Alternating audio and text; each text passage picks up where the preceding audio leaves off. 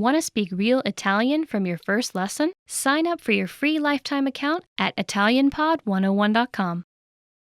Hello everyone, welcome back to Italian Pod 101. My name is Desiree, mi chiamo Desiree, but you can call me Daisy. Ma potete chiamarmi Daisy.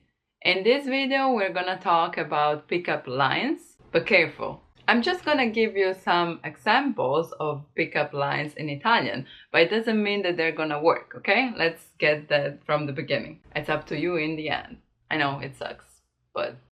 Provarci. First of all, let's say that hit on someone in English in Italian can be translated as provarci con qualcuno, so to try with someone. Otherwise, a more neutral verb could be approcciare, so just to get in touch with, not physically. Let's imagine you're at a bar, you see someone you would like to talk to, and okay, there's the easiest way that we all went through. Either you tried this or someone tried this on you, I'm sure. Do we know each other already? Ci conosciamo? Or ci siamo già visti? Have we seen each other already? Have we met before? Ci siamo già visti? Or if you want to really commit this technique, then you just go, let's assume it's a girl, just go up to her and be like, "Hey Giulia, it has been so long. Hey Giulia, quanto tempo?" And then you go like, "Oh, sorry, you're not Giulia. What's your name? Oh, scusa, non sei Giulia. Come ti chiami?" It's always an option. And if you get the "I don't know you, non ti conosco" answer, you can always be like, "Yeah, then let's. Ok, allora conosciamoci." Which may be a bit creepy, but... Conosciamoci. If you don't want to go for the fake "I know you already" and just accept the fact that you don't know each other, you can ask if she's drinking something maybe. You can pretend you want to get the same one. Otherwise, you can ask so that you can buy her the same one. So, I know you didn't see that coming, huh? Cosa stai bevendo? What are you drinking? This is super personal, but it happened to me before, and I don't dislike this approach. Like when you're on a line to wait to get your drink, what are you gonna get? Cosa prendi? Or even better, cosa consigli? What do you suggest? Which may also lead you to the next phrase. Vieni qua spesso? Do you come here often? Or is it your first time here? È la prima volta che vieni? È la prima volta che vieni? Another way to break the ice, especially in Italy, I'm sure everywhere in the world, but especially in Italy, you just ask for a lighter if you're a smoker. If you don't, you can pretend, okay? I don't smoke, for example, but still, you can ask for... I wouldn't ask for a cigarette though, because I see that with my friends and they don't really like it, because it sounds like you just wanna get something for free. So just ask for a lighter. Hai un accendino? Do you have a lighter? Or, do you have to light up? It's also something that we say. Hai da accendere? But if they tell you no, you can just go with the truth and be like, "Well, it doesn't matter because I just wanted to talk to you. Non importa. Volevo solo parlarti." Which I find really cute, by the way. Volevo solo parlarti. It's like I'm saying this step by step in my mind. I hope you can follow me too. Now that we broke the ice and we are talking already, it's better to compliment something in particular. Hai dei bellissimi occhi. You have beautiful eyes. Or hai un sorriso stupendo. Your smile is beautiful. Splendid. Splendido. Hai un sorriso splendido. Let's say you know this girl already, like for real. Not just pretending. You may want to be more specific in your compliment because maybe you said something nice to her already. So something like, questo vestito, this dress, ti sta molto bene, really suits you.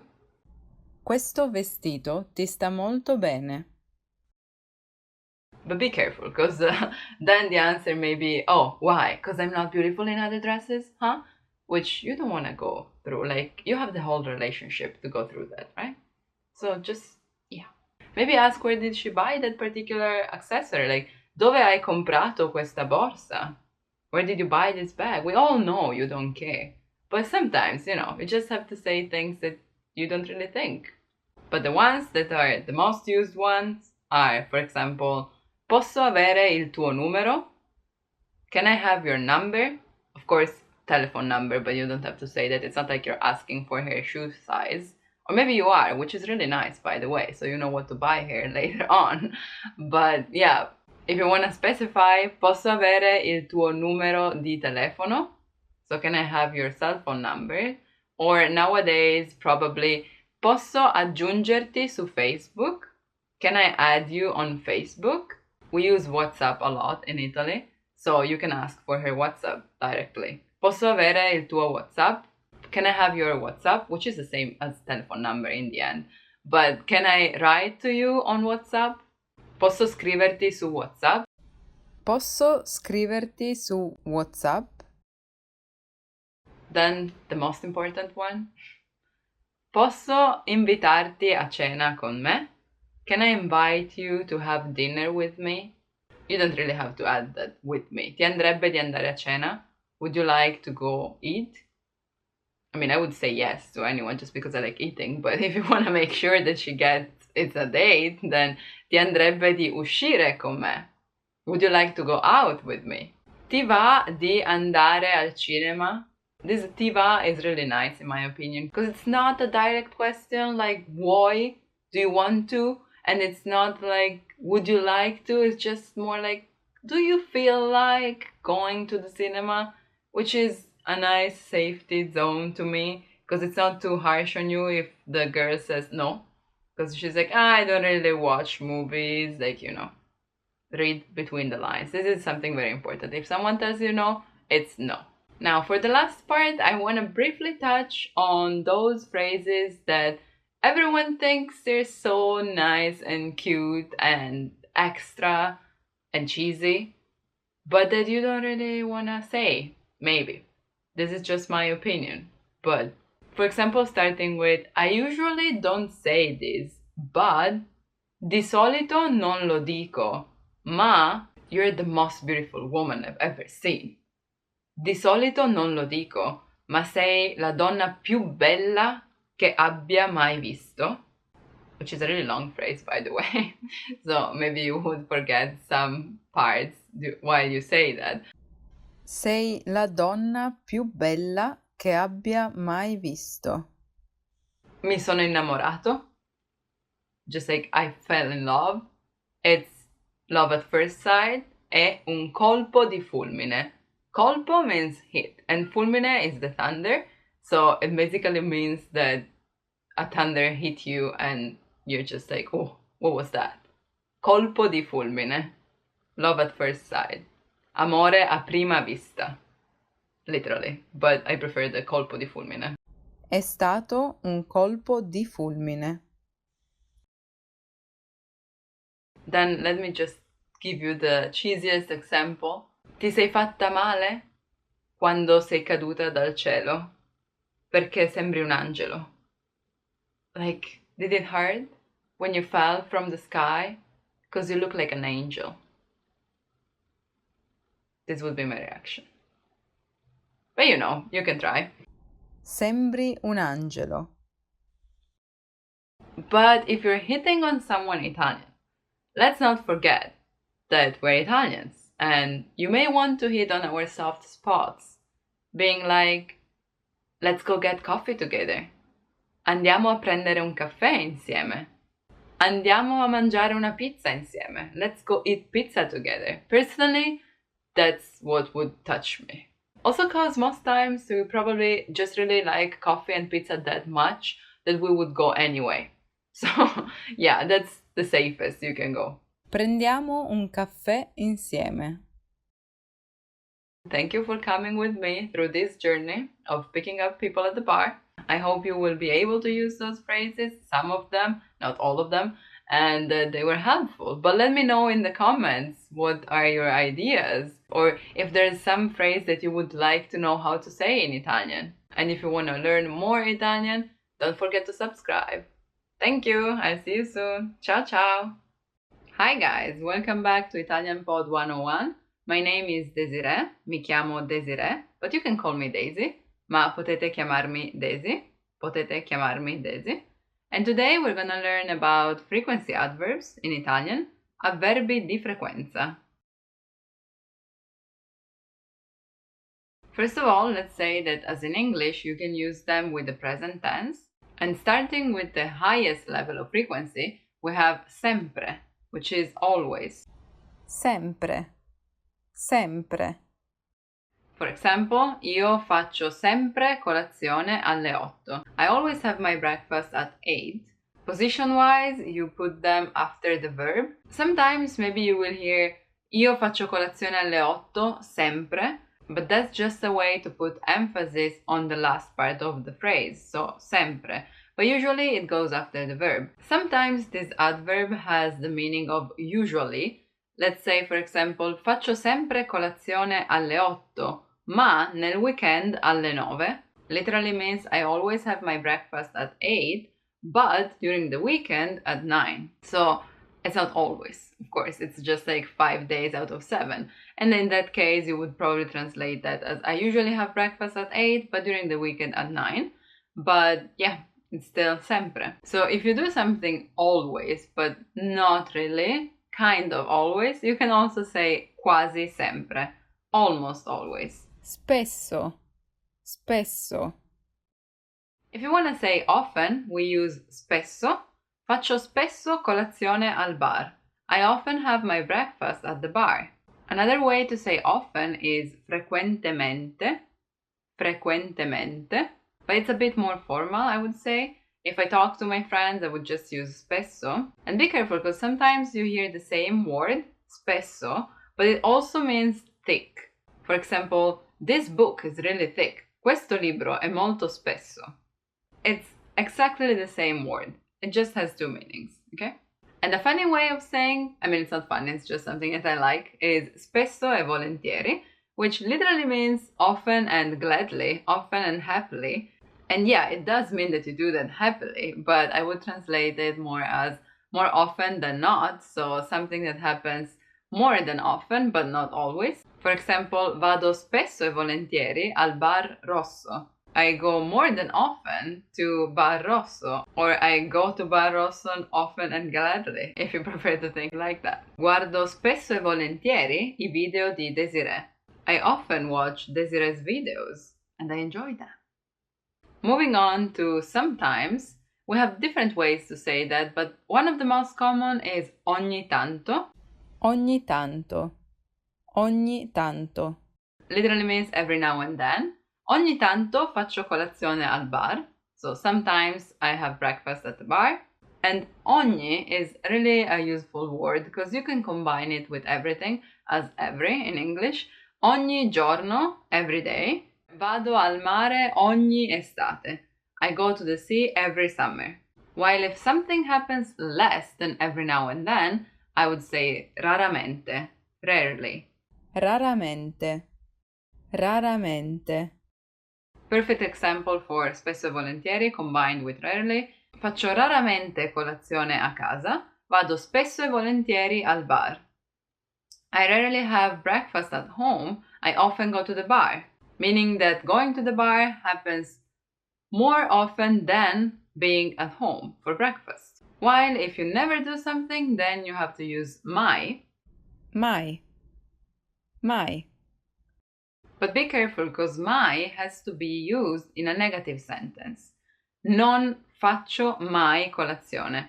I never have breakfast. So literally it's I don't ever have breakfast at the bar.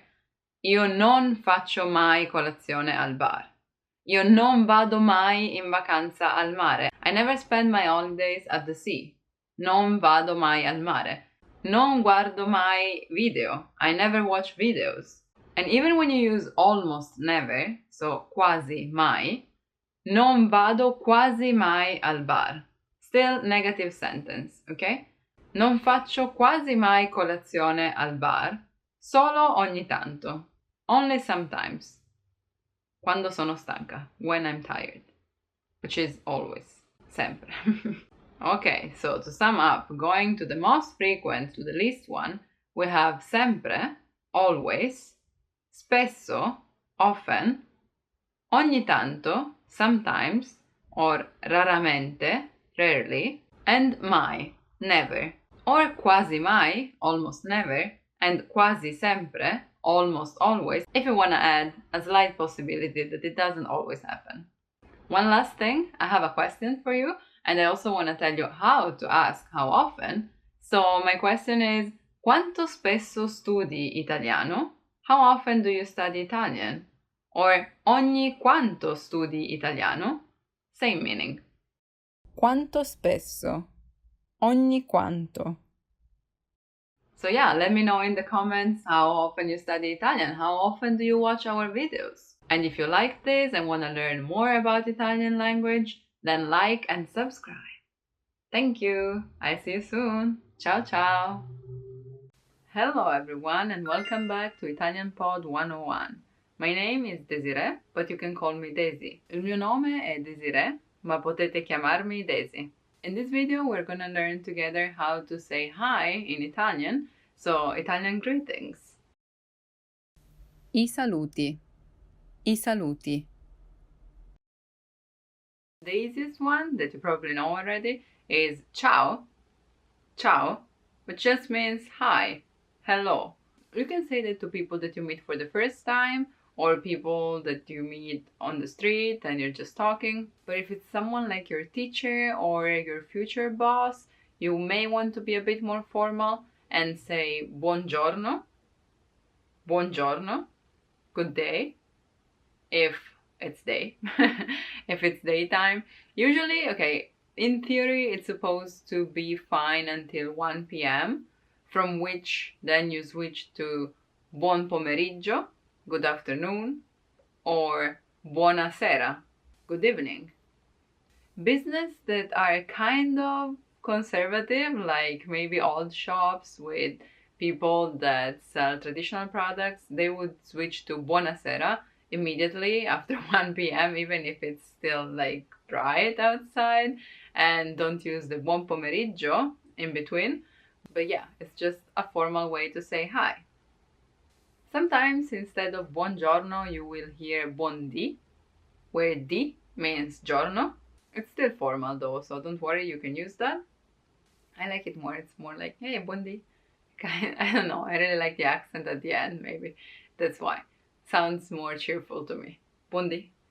Of course, you can go with the hey or hela, which doesn't need to have a real Italian word in that, so it's easy. But I would say that if you say hey, you feel like you need to say the name at least of the person that you know, because that's informal, right? To just say hey, and it's not something that you can use with your teacher again. So maybe you need to go like, hey, Julia, long time no see. But if you don't remember the name, something really, really useful and that you will hear sometimes, it's hey, carissimo, or hey, carissima, or cara, caro, which is just like dear. And carissimo is just like, oh, extra dear, like, you know. Of course, it's something that you use with someone that you know already. So if it's people that you have never seen before, just stick to buongiorno and you'll be fine. Don't forget though that on the phone you don't start with ciao or buongiorno or your name, but you say pronto, pronto, which literally means ready. So you just pick up the phone with pronto, then I'll go with ciao, sono Daisy. Oh, carissima, come stai?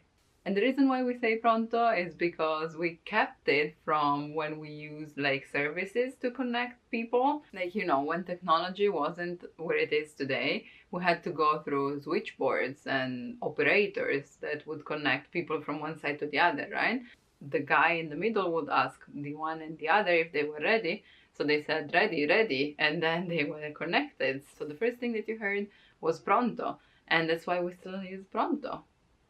I know that in English it's common to say things like how are you, fine, fine, like even to people that you don't know, like in the shop. In Italian we don't really do that, like not in shops, for example, with people that you have never seen before. But we do use that when we meet people that we know already or when we are introduced to someone new. And in that case you can say come va, how are things going? Come stai, how are you? Or tutto bene, everything's fine. which, yeah, works kind of the same, but don't say that in shops. Continuing our journey through the day, after buonasera, which is good evening, there is buonanotte, so good night, but we don't say that when we meet. It's only when we say goodbye, okay? So buonanotte is just really good night, like you're sure that the other person is just going home and sleeping, okay? Because otherwise it's buona serata, so like have a nice night from here on, or buona giornata, have a good day from here on. Of course, you don't have to go so specific. You can just say ciao ciao as a goodbye, or arrivederci, just goodbye, or see you soon, a presto, a presto.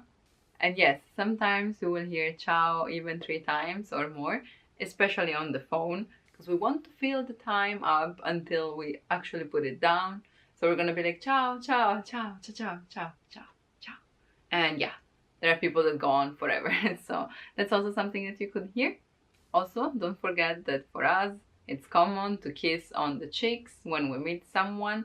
Not for the first time. In that case, we would just go for a handshake.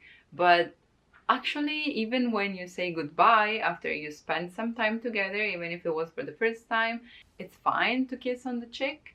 And it's usually 2 kisses, not 1, not 3. Some people do just 1 or 3, but that's not the standard. The standard is 2. You go like this and that. You don't want to make too much of a sound though. And also sometimes it's just basically the cheek touching softly. It's not really a kiss. That's something I wouldn't do, especially with people that you don't really know. So yeah, keep that in mind. So we just go like, hey, ciao. And that's it. Especially girls, we do that a lot. But men do that too. Like girl, girl, man, man, man, girl. Everyone. I think you now have a wide range of greetings, but I also want to teach you something else. When you hear something like say ciao, like that, it's not really a greeting, it's more like yeah, sure, whatever, kind of. So keep that in mind too. And the same goes with buonanotte. Since, as I told you, it's not something that you say when you say goodbye, it may be used to say and that's it. For example, let's say I don't really know which bag to buy and I have been discussing it with my friends for so long. I'm like, the red one or the black one? Oh, I don't know. And at some point I just go like, okay, you know what? I'll buy the black one and good night. Okay, you know what? Compro quella nera e buonanotte. Which means we will not talk about this again. That's it. That's the end. It can be really convenient and funny to use. Like, I decided to do that e buonanotte. Ho fatto così e buonanotte. So, to sum up, we have ciao, hey carissimo, or hey cara, carissima, buongiorno, buon pomeriggio, buonasera. If you don't want to decide which one to use between buongiorno, buon pomeriggio, or buonasera, you can also use salve, which is another formal way to just say hello. Salve. Arrivederci, or a presto, or buonanotte at the end. So yeah, let me wish you all a good day or a good night from now on. Buona giornata or buona serata.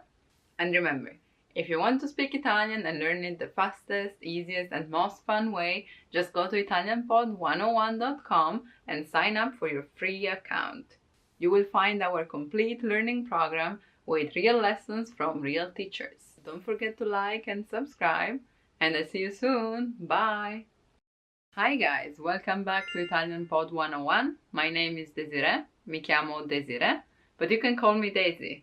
Ma potete chiamarmi Daisy. And in this video we're gonna learn together numbers in Italian. I numeri. I numeri. For the first 10, the most important ones, I'm gonna try to give you examples or anyway way of sayings in order for you to remember them in an easier way. First of all, we have uno, which is 1, as in like say il numero uno. You are the number 1, like you're the best. Due, 2, a thing that Italians like a lot, chatting. Fare 2 chiacchiere.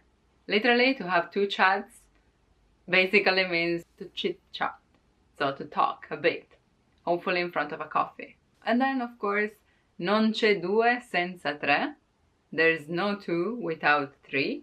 So, tre is three. Quattro, quattro. If you remember two, due, with due chiacchiere, then add fare due chiacchiere a quattro occhi. Quattro occhi, so 4 eyes, right? Means let's talk, just me and you. A quattro occhi. 5, cinque. Let's say the 5 senses, I cinque sensi. The hardest thing to pronounce in this word is que, cinque, because there's the You have to stop a moment before adding que, because otherwise cinque, no. Cinque, take your time to pronounce it slowly, and then it will come more natural. Sei, 6 is what high school students want, because in Italy, 6 is what you need to pass an exam, which is evaluated on a scale out of 10. Sette, 7. We say sudare 7 camicie, so to sweat 7 shirts. Means that you're really trying and that you're really putting effort into it. Then we have otto. If you remember quattro, which is 4, we say fare in quattro e quattro otto, which means to do something in a really quick way. It's something really fast. Quattro e quattro otto, literally 4 and 4, 8. Quattro e quattro otto. 9. Il lavoro inizia alle 9. Because usually that's when people start working in the offices, right? 9. And then we have 10. 10. Let's see. Italy, soccer, there's the goalkeeper, and 10 giocatori. 10 players. 10. Now, 10 is a really important sound to remember, even if you don't remember how to say that. When you hear that, you know that it has something to do with numbers from 10 to 19. Because in the next 9 numbers too, even if you don't hear the word 10, there is dici or dicia, which means it has something to do with 10. In fact, for 11, the word is undici. Undici. Then we have dodici. 12. 13 is tredici. 14. 14. 15 is 15. This Q is again like in cinque. It's in 15 too. 15. 16. 16. Until this point, the part that refers to 10 was at the end of the word. But from 17 to 19, it shifts to the beginning. So 17, it's 17. 18, it's 18. And 19 is 19. And as I said, till here, you probably just have to learn them by heart. But from now on, things get easier. So breathe again, it's gonna be better. Because we have 20 as 20. From there on, you just add one of the decimal numbers that you already know. So 20 and uno becomes 21. Just because when we have two vowels together, one goes away, right? So 20 and uno becomes 21. But then you just say 22, 23, 24, 25, 26, 27. Then again with otto, which starts with a vowel, is 28 altogether. So not 20 and 8, but 28, and then 29. And you can work with this with the next numbers too, like 30 is 30. Be careful with 33 because it gets tricky, it's 33. 40 is 40. And it's easy to remember that it comes from quattro, right? Quattro becomes 40. While cinque becomes 50. So 51, 52, and so on. Then we have 60 for 60, 60. I know this is a bit tricky, but you just have to stop the s sound for a bit. 60, 60, and 70, 70. So in this case, it's not double S, but S and T. 70, 70. 80 is 80. It's easy to see that it comes from 8, 80. And 90 is 90. So from 9, which is 9, 90. And with hundreds too, it's easy, because once you know 100, which is 100, be careful because in Italian we don't say un cento, we just leave it as it is, 100, 100. Then you just add the number, 101, 102, 120, 136. I'm just giving numbers here. And that's an important expression, because in Italian when you say dare I numeri, so basically to say numbers, to tell numbers, to give numbers, literally, it means that you're a bit crazy, because you don't really know what you're saying. And here I'm just giving numbers. I'm just going out of my mind with random numbers. With the last number, 1000, 1000, 1000. Again, we don't say 1000, but just 1000. While if you want to say 2000, then it's 2000. And 1000 is very, very, very useful, because when we want to thank someone, we just say grazie mille. Thanks 1000 literally, but thanks a lot. So yeah, grazie mille for watching. Thank you very much for watching. And remember that if you want to be able to have real Italian conversations with Italian native speakers, just click the link in the description and download our PDF lessons, which include Italian phrases that you need for your daily life. And if you liked this video, please give me a thumbs up and remember to subscribe. I'll see you soon. Bye. Ciao, ciao. Want to speak real Italian from your first lesson? Sign up for your free lifetime account at ItalianPod101.com. Hi guys, welcome back to Italian Pod 101. My name is Daisy, mi chiamo Daisy, and in this video we're gonna learn together about nationalities. La nazionalità. La nazionalità. Nazione is country, so nazionalità is where you come from. Nationality. First of all, let's say that we can't cover them all, so I'm sorry if yours is not included in the video, but don't hesitate to comment and ask about that. And also, I'm gonna try to give examples just for the sake of grammar. So don't focus on the content. Hopefully it's correct, but if not, please focus on the grammar, okay? That being said, I'm gonna use examples with food, so it's easy to remember, at least for people like me who really like to eat. And of course, let's start with Italian. So, la pizza è italiana. Pizza is Italian. We can't argue about this, can we? As other adjectives in Italian, nationalities too have to be adjusted based on the subject. La pizza è italiana ends with a because la pizza is female. La pizza. If I say Marco è italiano, then you can see that since Marco is a male, italiana becomes italiano. And also some of them don't even change, but we're gonna get to that in a bit. For now, let's see some other examples of this normal form that changes according to the subject. So from Italia we have italiano or italiana. Then let's say la paella è spagnola. La paella è spagnola. I want you to focus on the name of the country too, so let's work in a parallel way, okay? Spain is Spagna, and Spanish is spagnolo or spagnola. La paella è spagnola. Juan è spagnolo. Juan is Spanish.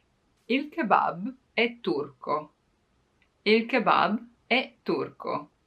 Kebab is Turkish. Turchia is the name for the country. Turchia, turco, or turca. Le piramidi sono egiziane. Pyramids are Egyptian. Le piramidi sono egiziane.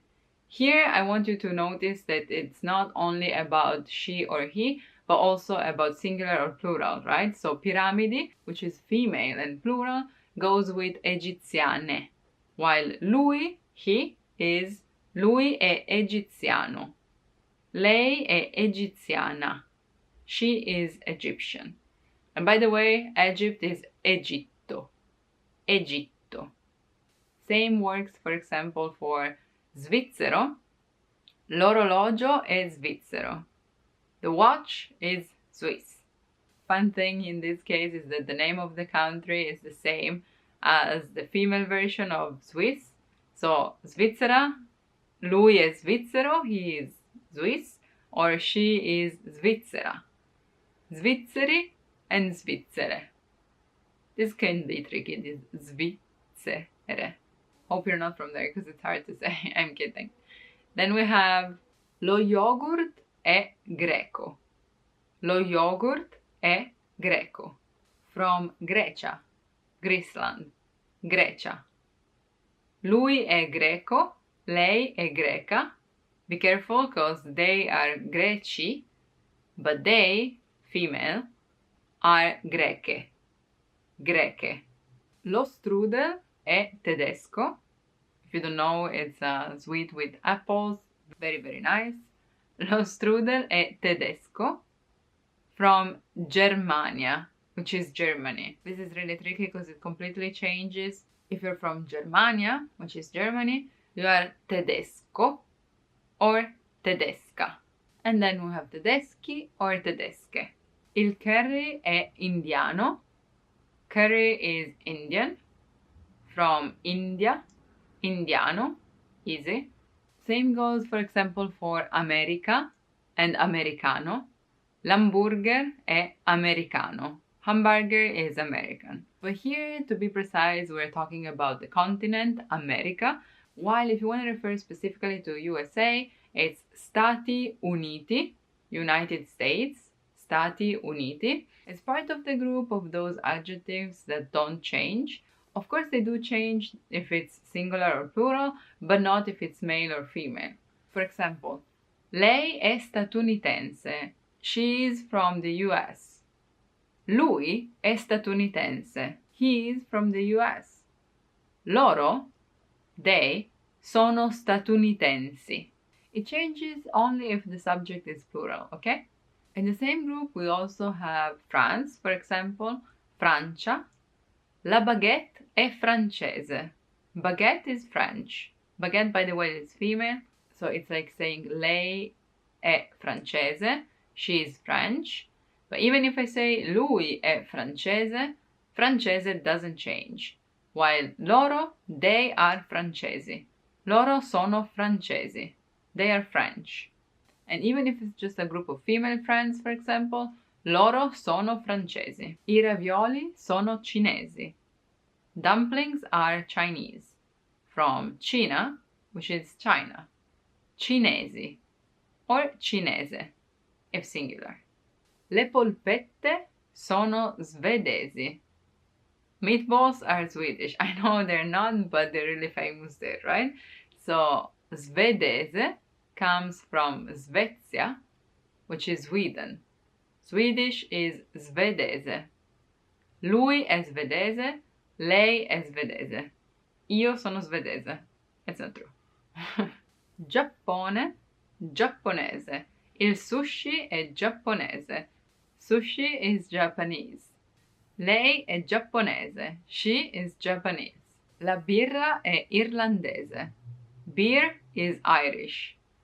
Irlanda is Ireland. So irlandese is Irish. Of course, there are many others, but this is more or less how it works grammar-wise. I'm so sorry if I didn't mention your nationality, but there are just too many and this video would never end if we did that. So please comment, click on the link in the description and download our PDF lessons, which include all the essential phrases that you need for your daily life. Remember that you can sign up for your free lifetime account on ItalianPod 101 at any time. So do that if you still haven't, and I'll see you soon. A presto! Ciao ciao! Hello and welcome back to Italian Pod 101. My name is Daisy, and in this video we're going to talk about two verbs that sometimes make people confused, and those are andare and camminare. Andare, andare, camminare, camminare.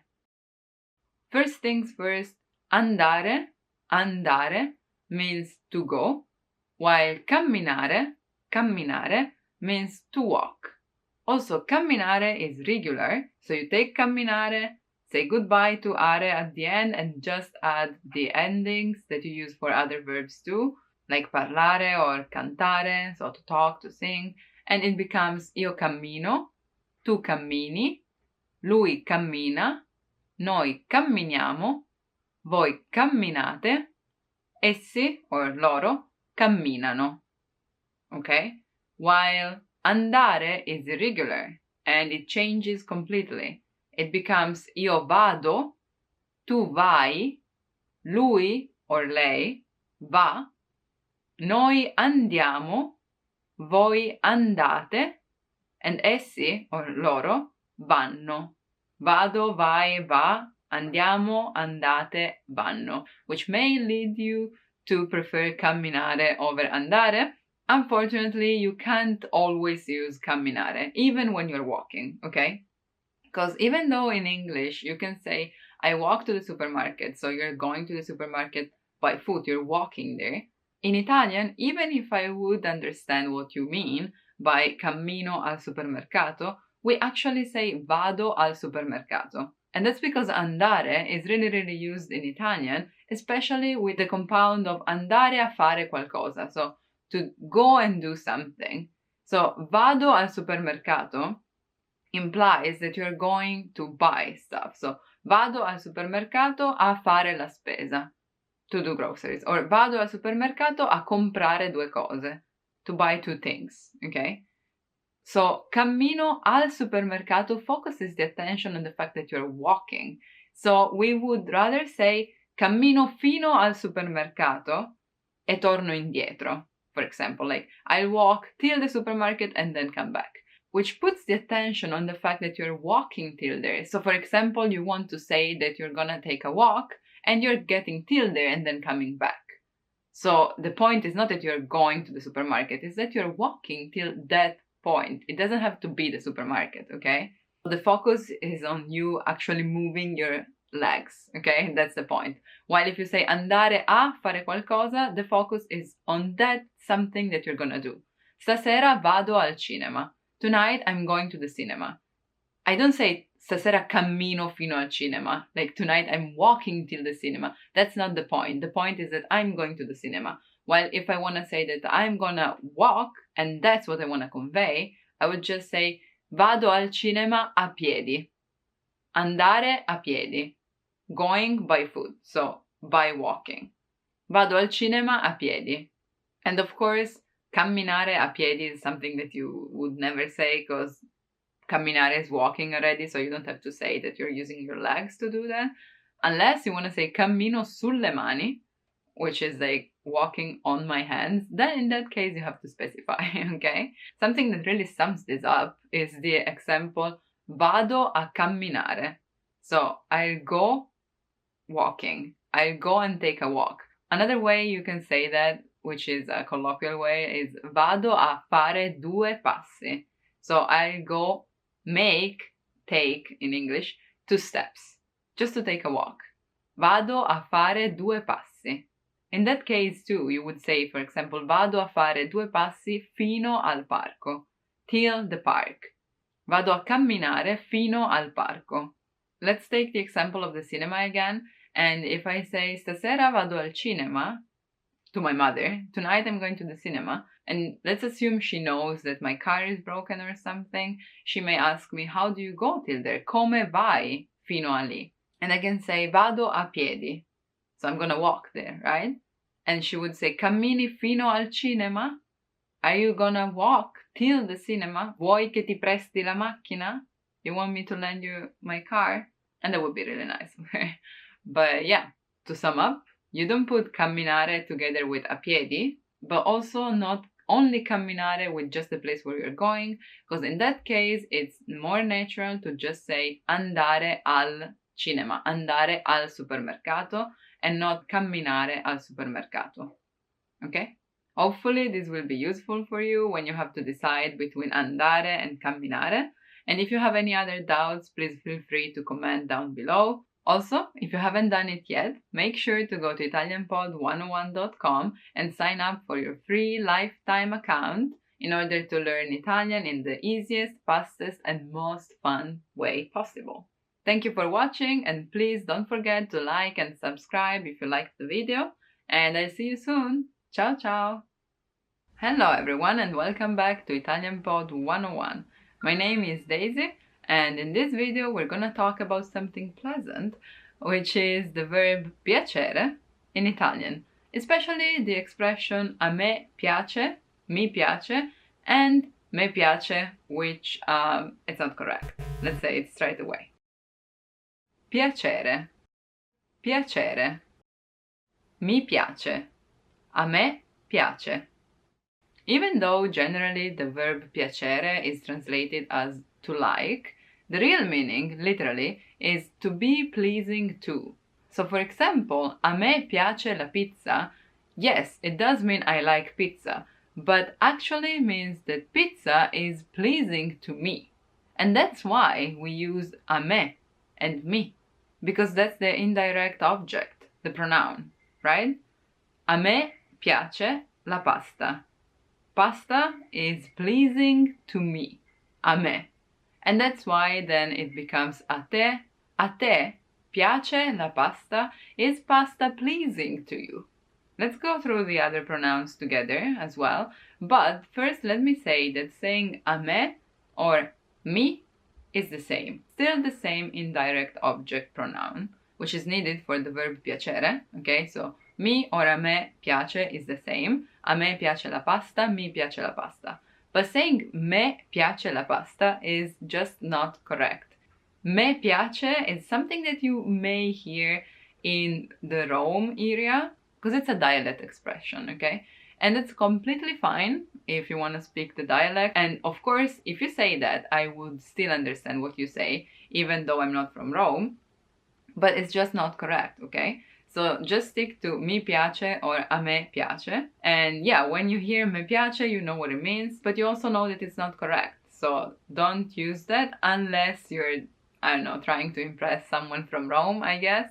And also sometimes it's used in an ironic way. So yeah, just stick to the standard one, okay?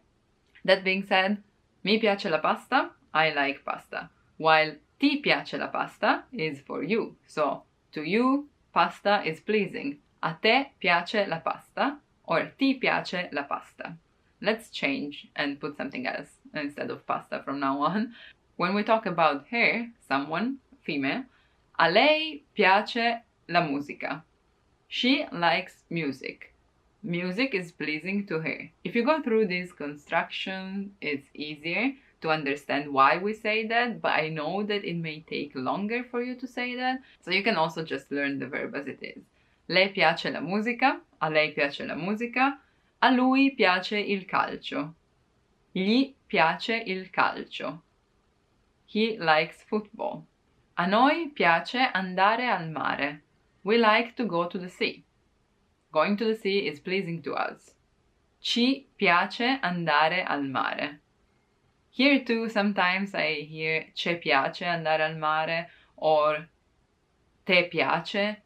Again, it's incorrect and it's from dialect from Rome. So the proper expression would be ci piace. Vi piace fare le torte. You like baking cakes. A voi piace fare torte. A loro piace studiare. Studying is pleasing to them. Lucky them. They like to study, basically. In the spoken language, though, sometimes we just say gli piace something something, even for them, plural form. Okay? Even though, grammatically speaking, it should just be a loro piace. Also, when something that you like is plural, so not when the pronoun is plural, but what you like is plural. For example, I like books. Books is plural. It's not mi piace I libri, but mi piacciono I libri. Because the plural is the subject. So, books are pleasing to me. And now you understand why it changes so much. Mi piacciono I pasticcini. I like pastries. So yeah, I hope you won't have any doubts on what to use between me piace and mi piace from now on. Mi piace or me piace, remember this phrase. Mi piace, me piace. And that the rest was useful too. So if you liked the video, please like, subscribe, and don't forget to sign up on ItalianPod101.com for your free lifetime account. And I'll see you soon. Ciao ciao. Thanks for watching. Hello everyone and welcome back to Italian Pod 101. My name is Daisy, mi chiamo Daisy, and in this video we're gonna talk about the Italian verbs stare and essere, because sometimes they're both translated as to be in English, but they're not interchangeable. So let's have a look at those. Stare, stare, essere, essere. I think that you all know the verb essere, but let's see it quickly. Io sono, tu sei, lui è, noi siamo, voi siete, essi sono. Io sono, tu sei, lui è, noi siamo, voi siete, essi sono. While on the other side we have io sto, tu stai, lui sta, noi stiamo, voi state, essi stanno. This st in the beginning may be a bit tricky, but practice a bit and then you'll master it. Even though we could simply say that essere is to be and stare is to stay, we use it as in I am, and they're not interchangeable, as I said before. There have been many tries to make rules on those, but the best way is just to memorize the expressions. So let's see together some of the uses that we have for both of those, okay? And while I would say that essere is way more used, so we don't really have to go through all the examples because it would be anything, right? Io sono italiana, I'm Italian. Io sono alta, I'm tall. It's not true. Io sono stanca, I'm tired. So for many things like physical conditions or like appearance, io sono a casa, I'm at home. All those things where you just use essere without even thinking. Let's instead focus on stare and see that we use that, for example, for physical conditions too, like with health. When you want to say things like I don't feel well, you don't say io sono male, because it sounds like you impersonate evil itself, like you are evil. Io sono male. What you want to say is io sto male. I don't feel good. I feel bad. I feel sick. Io sto male. Come stai? Sto bene. I'm fine. Sto male. I'm not. I'm not fine. Sto così così. I'm so. Okay? Io sono bene. We don't say that. Stare is also used for location, but in a specific time. And I wouldn't say place because location could be anywhere. But yeah, for a specific time. For example, if I say io sto a casa stasera, means that I'm staying at home while there would have been the possibility that I wouldn't have. Wow. So same way as in English, if I say sono a casa, I'm at home, now implies that I may not be in 1 hour or so, right? While if you ask me what are you doing tonight and I say io sto a casa, implies that I'm gonna be at home the whole time, the whole night. Another useful expression that we have with stare is about clothes, like questo vestito mi sta bene. I like how this dress fits me. This dress suits me. Because if I say questo vestito è largo, this dress is too big, largo, è troppo grande, it's a fact, like it is that way, it's too big. While if I just say questo vestito mi sta grande, it looks big on me. Stare in that case, it's different from è, because è describes the thing as it is, stare is just an impression that I have. or that people may have. Like, what do you think about this? Cosa pensi di questo vestito? È bello, it's beautiful, ma non ti sta bene, but it doesn't suit you. So in that case, stare is really useful, and it's something that you would translate with to be in English, right?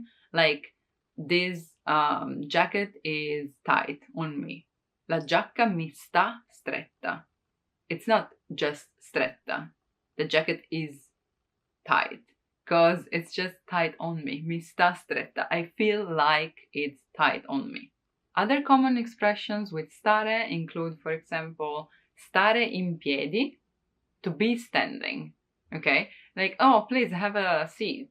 Per favore, siediti. No, sto in piedi. No, I'm fine, I'll stand. Stare in piedi. To stay on your legs, basically, on your feet. Stare in piedi. Did you manage to sit on the train? Sei riuscito a sederti sul treno? No, sono stato in piedi tutto il tragitto. No, I've been standing all the way. Or, no, I had to stand the whole journey. Sono stato in piedi.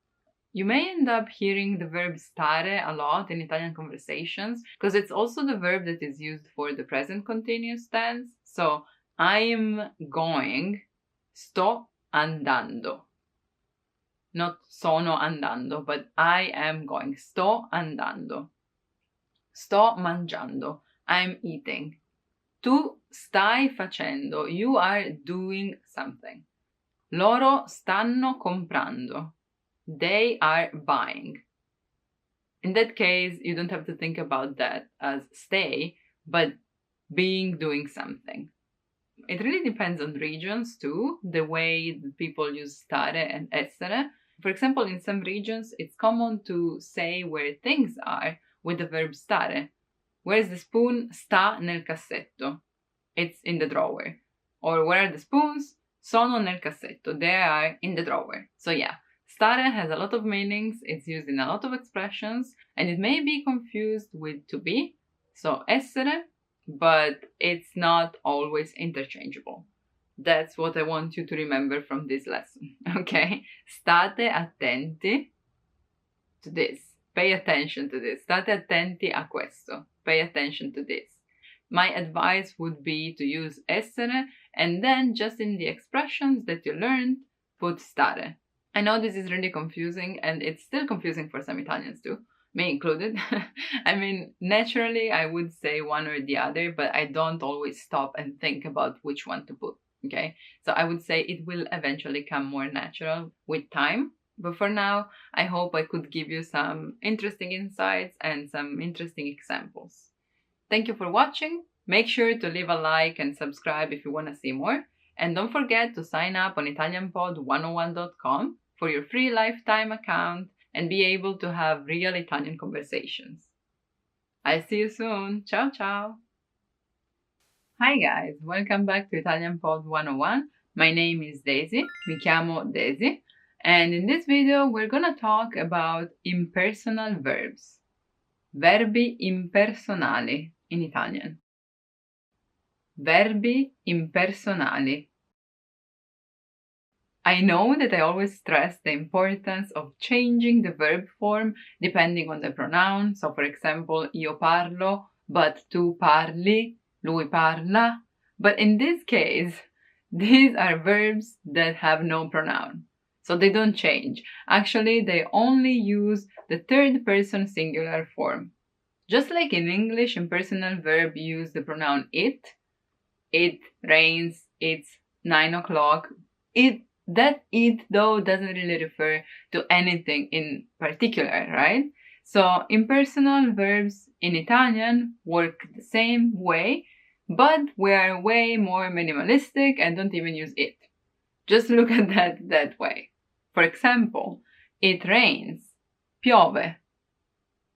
It's raining, sta piovendo. There's no subject, no it even. There's just the verb, third person singular.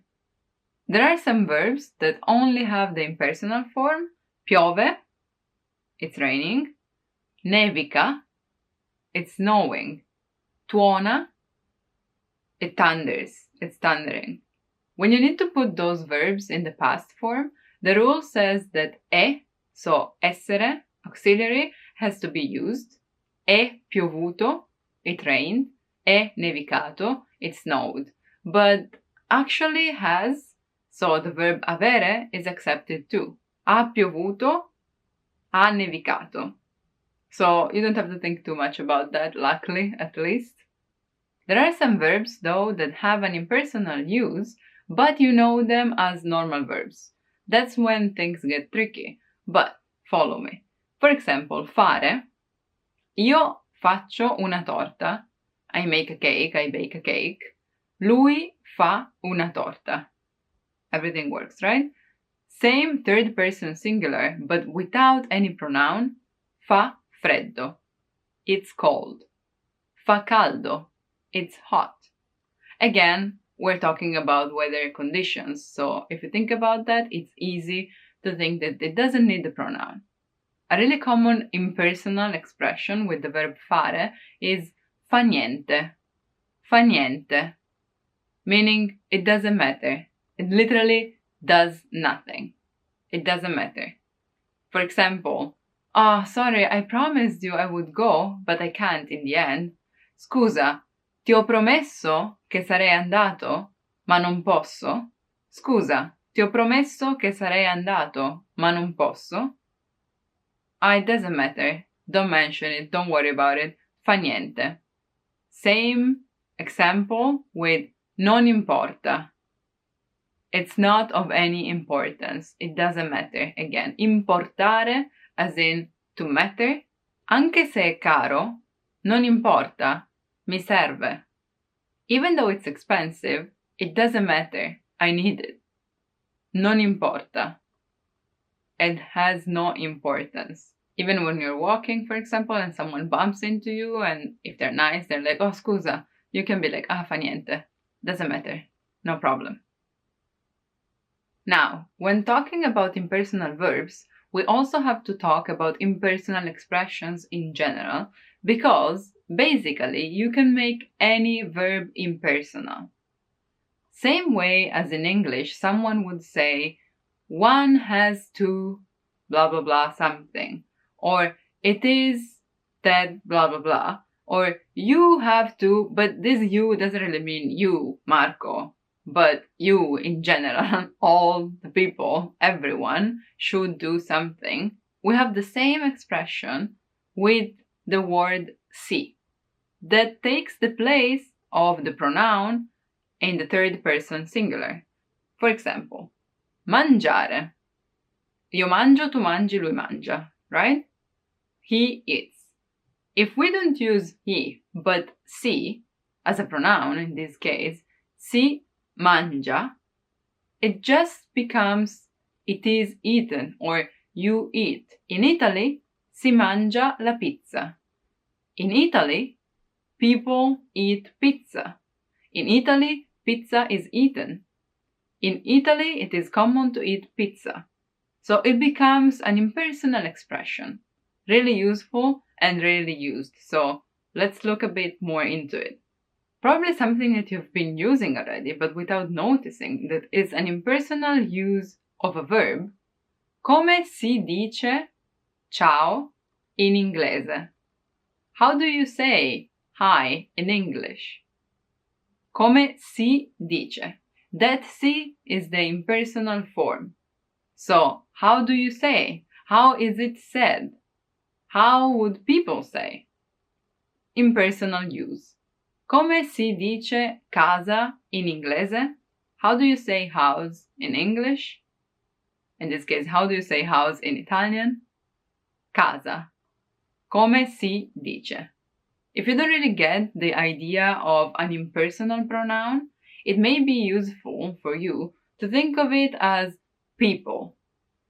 Si beve, people drink. In Italy, people drink wine. In Italia, si beve vino. And like that, any verb can be converted into an impersonal expression. For example, si sa che gli italiani amano la pizza. Si sa, from sapere, to know, che gli italiani amano la pizza. It is known that Italians love pizza.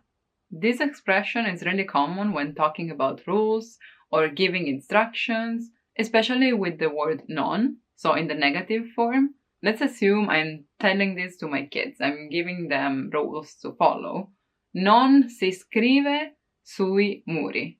Like, writing on walls won't be accepted. It's not.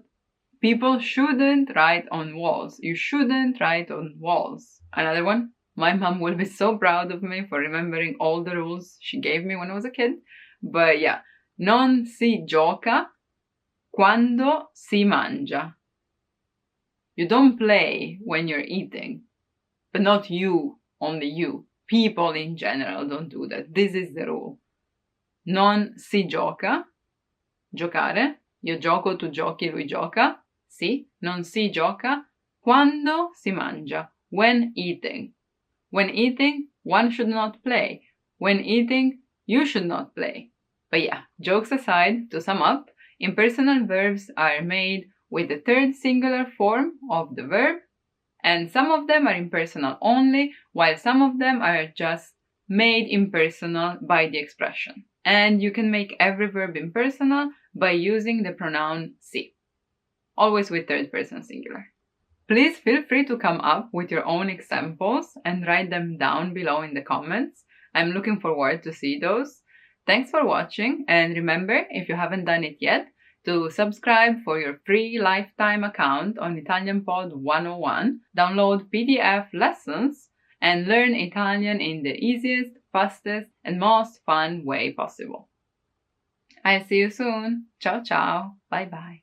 Want to speak real Italian from your first lesson? Sign up for your free lifetime account at ItalianPod101.com. Hello everyone, and welcome back to ItalianPod101.com. My name is Daisy, mi chiamo Daisy, and in this video we're gonna learn together about months in Italian. I mesi dell'anno. I mesi dell'anno. I mesi dell'anno. Mese, singular form, 1 month, mese. Mesi, plural form, months. Let's go through them together. The first one, of course, January. Gennaio. Gennaio. Gennaio è un mese molto freddo. At least in Italy, I would say. In Italia. Gennaio è un mese molto freddo in Italia. January is a really cold month in Italy. Febbraio. Febbraio è il mese degli innamorati. February is the month of lovers. February is lovers month. Just because there is some Valentine, okay? Otherwise you can say febbraio è un altro mese molto freddo. February is another really cold month. Okay? But febbraio è il mese del carnevale. February is the month of carnival. March, marzo, marzo. A marzo si festeggia la festa della donna. In March, Women's Day is celebrated. A marzo si festeggia la festa della donna. Sono nata ad aprile. I was born in April.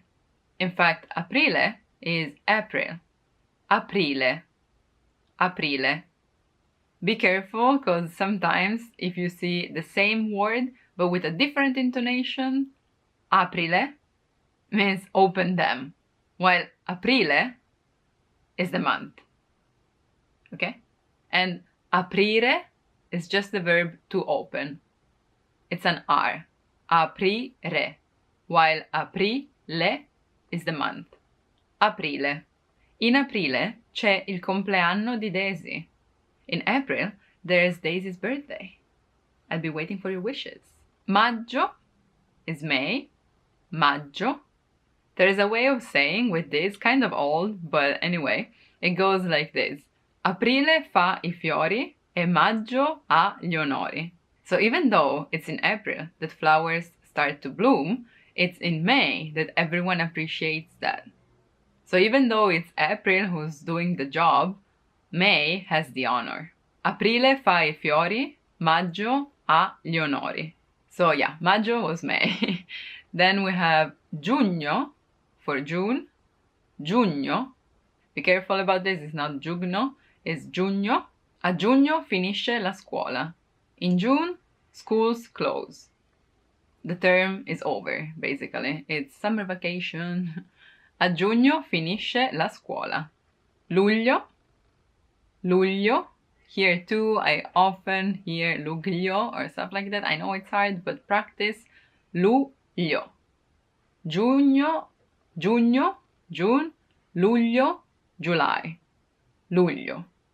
Luglio è perfetto per andare al mare. Luglio è perfetto per andare al mare. July is perfect to go to the sea. Agosto, August, agosto, pretty similar, just different pronunciation. Agosto. Agosto è il mese più caldo. August is the hottest month. Again, at least in Italy. Agosto è il mese più caldo. Settembre, September, settembre. A settembre inizia la scuola. So if school closed in June, they start again in September. A settembre inizia la scuola. Ottobre, October, ottobre, like 8. A fine ottobre si festeggia Halloween. A fine ottobre si festeggia Halloween. At the end of October, Halloween is celebrated. Ottobre. Then we have Novembre, Novembre, November. A novembre piove molto. In November, it rains a lot. A novembre piove molto. Now, I don't know if this is true. Again, it depends on where you are. And then we have dicembre, December, dicembre, dicembre. December is the most wonderful time of the year, and we all know why, because there's Christmas. Dicembre è il periodo più bello dell'anno. Dicembre è il periodo più bello dell'anno. You may agree or disagree, but it's just an example. On the contrary, let me know which is your favorite month. Quale è il tuo mese preferito? Quale è il tuo mese preferito? As last thing, let me teach you a filastrocca, which in English is like doggerel or nursery rhyme, I would say. Anyway, a way of saying that we have to remember how many days in 1 month. It may or may not help you in remembering months as well, but it's really common in Italian and everyone knows it, so if you want to impress us, remember this. 30 giorni a novembre con aprile, giugno e settembre. Di 28 ce n'è uno, tutti gli altri ne han 31. Now I know it may sound difficult, but let's look at it. 30 giorni a novembre. So November has 30 days. Con aprile, giugno e settembre. Together with April, June and September. Di 28 with 28 days. Ce n'è uno. There's only one. February. That's the answer. February. Febbraio. Anyway. Tutti gli altri, all the others, ne han 31. Have 31 days. 30 giorni a novembre, con aprile, giugno e settembre. Di 28 ce n'è uno, tutti gli altri ne han 31. How do you like it? I guess it could turn into a tongue twist as well. Up to you. I say it once more, slowly. 30 giorni a novembre, con aprile, giugno e settembre. Di 28 ce n'è uno, tutti gli altri ne han 31. And with this, Our video comes to an end, but remember to comment, like, and subscribe. Also, if you want to learn Italian in the easiest, fastest, and most fun way possible, remember to go to ItalianPod101.com and sign up for your free lifetime account. I'll see you soon, and thanks for watching. Bye bye. Ciao ciao. Hello everyone and welcome to Italian Pod 101. My name is Daisy. Mi chiamo Daisy. And in this video I'm gonna teach you ordinal numbers in Italian. Numeri ordinali.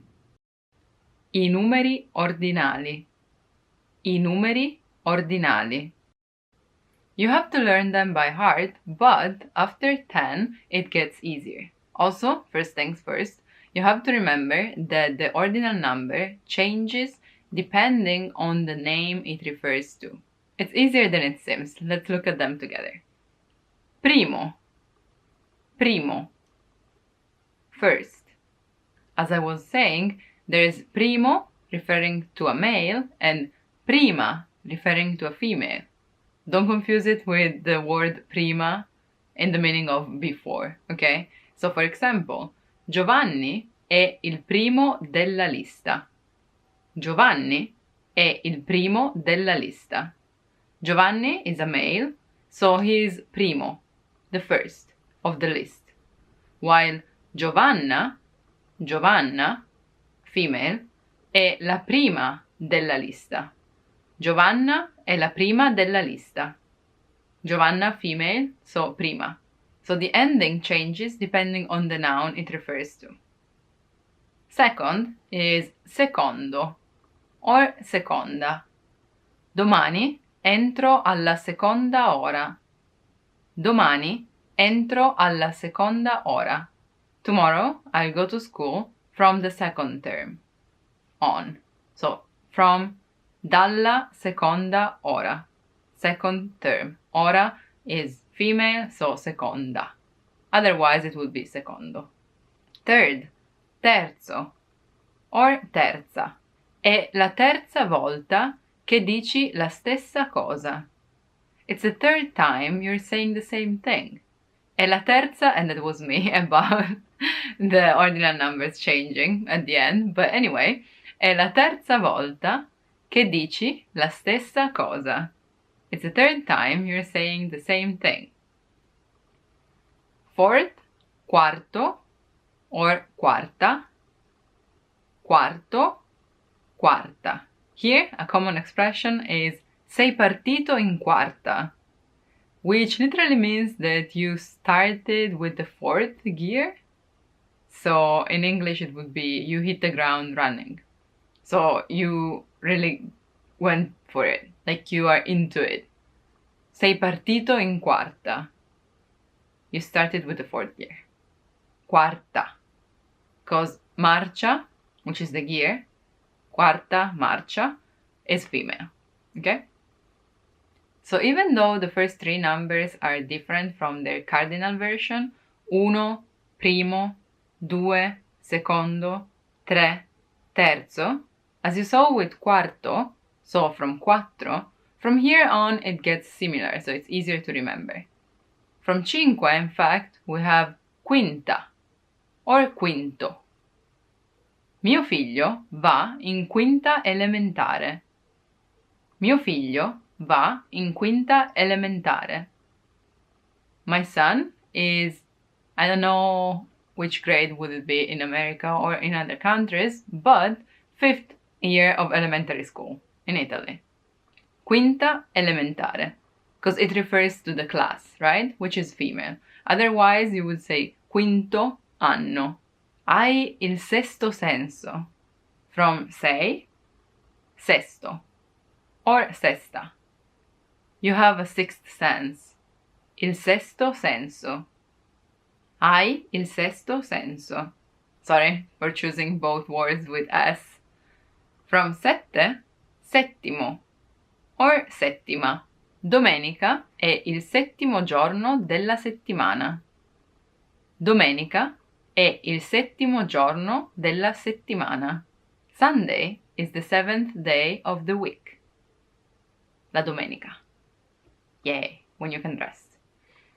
From otto, we have ottavo or ottava. Agosto è l'ottavo mese dell'anno. August is the 8th month of the year. Agosto è l'ottavo mese dell'anno. While from 9, nono or nona. Nove is the cardinal one, nono is the ordinal one. Abito al nono piano. I live on the 9th floor. Abito al nono piano. And the last irregular one, from 10, decimo. Decimo or decima. And this is really useful because it's also used, for example, when you say 1/10, right? Un decimo. Questa collana dimostra un decimo del suo valore. Questa collana, this necklace, dimostra, shows, looks like, un decimo del suo valore. 1/10 of its value. So it looks cheaper than it is, right? Questa collana dimostra un decimo del suo valore. And from here on, it's easy. I mean, if you know the numbers already. 11, so 11, becomes undicesimo, 11th. Undicesimo. 11 plus esimo. Undicesimo. 12, dodicesimo. 13, tredicesimo. And like this you go on and on. 20, ventesimo. 21, ventunesimo. 22esimo. Trentesimo. Quarantesimo. Cinquantesimo. Sessantesimo. Settantesimo. Ottantesimo. Novantesimo. Really important if you like soccer, because it's the 90th minute. Novantesimo minuto, okay? And centesimo, which is really important because it's 1 cent, basically. That's what you use when you pay. Un centesimo. Due centesimi. And so on until mille, millesimo. Millesimo. Thousandth. Un millesimo di secondo. A millisecond, right? Millesimo. So yeah, now you can use the ordinal numbers. Let's see who's gonna be il primo to comment, the first one to comment. And if you want to practice your Italian, just click in the link in the description and download our PDF lessons. They include essential phrases you'll need in everyday life. Thank you for watching and I'll see you soon. Bye bye. Ciao ciao. Hi everyone, welcome back to Italian Pod 101. My name is Daisy. Mi chiamo Daisy. Mi chiamo Daisy.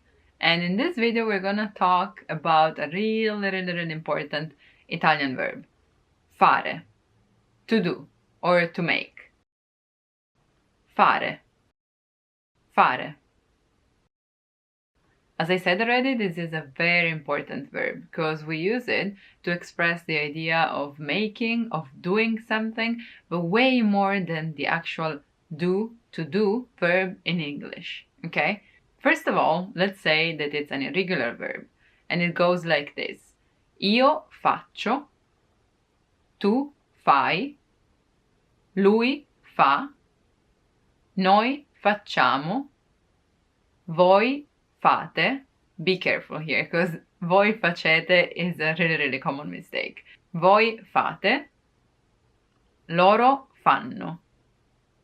Io faccio, tu fai, lui fa, noi facciamo, voi fate, loro fanno. That being said, let's look at some expressions together. It is used with weather. So, it is called fa freddo. Impersonal use, so there is no actual subject, just the verb, third person singular, fa freddo. It's cold. It does cold. It makes cold, literally. Fa freddo or fa caldo. It's hot. And even just to ask about weather. Che tempo fa lì? How's the weather over there? So, it's used with weather expressions, but also with meals. I know it's basically unrelated, but we use the verb fare with a lot of things. And meals are, as you know, very important for Italians, so you better know these expressions too. For example, faccio colazione alle 8. I have breakfast at 8. A che ora fai pranzo? What time do you have lunch? A che ora fai pranzo? Domani facciamo cena insieme? Tomorrow, will we have dinner together? Let's have dinner together tomorrow. Facciamo cena. Also related to eating, and the expression fare da mangiare. So to make something to eat. Also known as to cook, cucinare, right? But it's as common as cucinare. Actually, I would say even more. Venerdì sera faccio da mangiare io. Friday night, I'll cook. It's not true. I'm not a good cook. General temporal expressions too are something that we express through the verb fare. For example, faccio tardi. I'm late. I'm calling you. Scusa, stasera faccio tardi. I'm sorry, tonight I'm late. On the contrary, fare in fretta. Faccio più in fretta che posso. I'll be the quickest as I can be. Fare più in fretta possibile. So, make it as quick as possible. Fare in fretta. Fare tardi. To be late. And like this, fare is used in place of many other verbs. Of course, you can use the proper one, but fare is the most common one, so be ready to hear that a lot.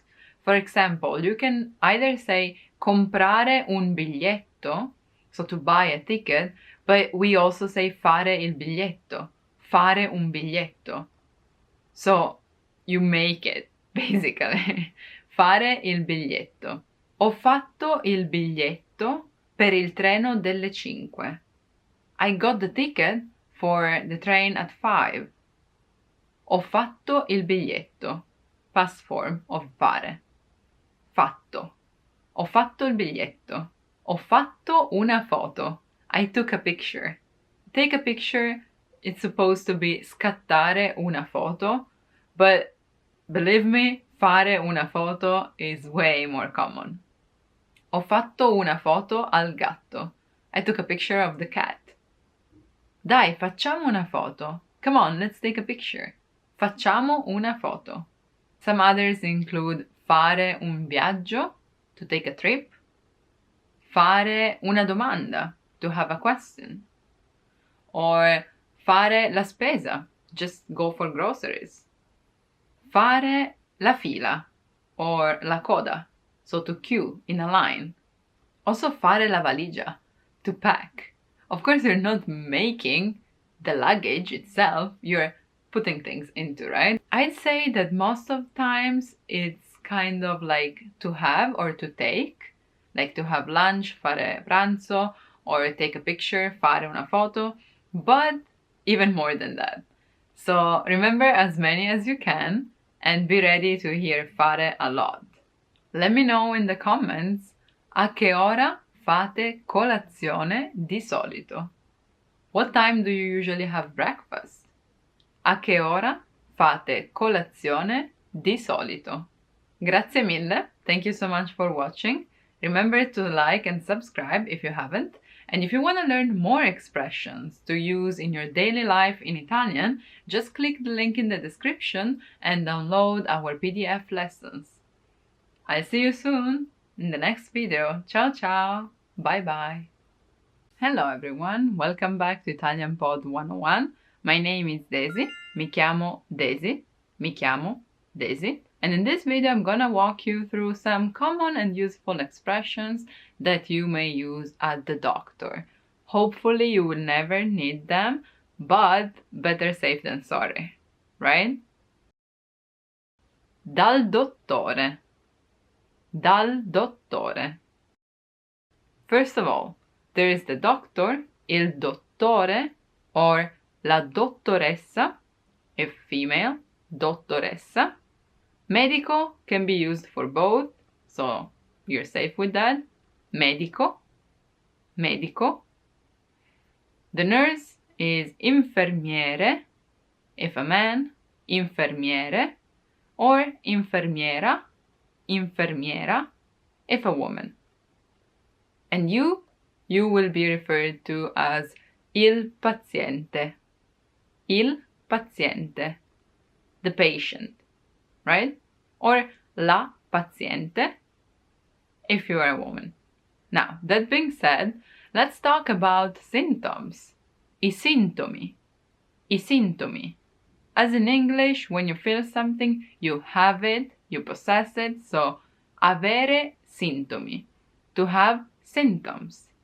Which may be, for example, il raffreddore. Raffreddore. From freddo, raffreddore. A cold. To have a cold. Avere il raffreddore. Avere la febbre.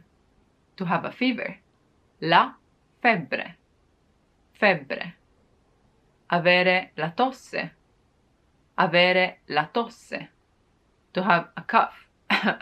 Like this. Also, this may also turn into a verb. Tossire.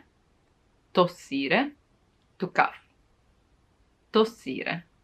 If you already know that you have the flu, then you may just say that ho l'influenza, ho l'influenza, where influenza is flu, but more in general, and if you don't really know what you have and you don't know how to say that, just remember, ho male di. Ho male di. It hurts. Male in this case means pain. Dolore, pain, dolore. Ho male di or al, depending on the preposition, we're gonna check that together too. Or mi fa male, il or la. Mi fa male, it hurts.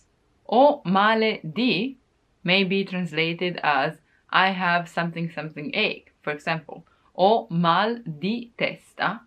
Ho mal di testa. I have an headache. While if you say mi fa male la testa, mi fa male la testa, my head hurts. That's the difference, but the meaning is the same. Still means that you're in pain, okay? If it's not your head, it may be mi fa male la pancia. I have a bellyache. A stomachache. Mi fa male lo stomaco. Ho mal di stomaco. Ho mal di denti. Toothache. Denti. Ho mal di gola. Sore throat. Ho mal di gola. Gola. Throat. Mal d'orecchie. You can see. Mal d'orecchie. Ears. Orecchie. Or mal di schiena. My back hurts. Mal di schiena. And this is something that you may say in response to cosa ti fa male? What is hurting? Cosa ti fa male? Or cosa le fa male if they're being polite to you. So you know that if they're asking that to you, or che sintomi hai? What symptoms do you have? Che sintomi ha? And you can start and describe what you're feeling. Some other useful words that you may encounter once you've expressed what is hurting may be ricetta. Ricetta. I know, it's the same word as recipe, but in this case it means prescription. Ricetta. We may specify that with ricetta medica.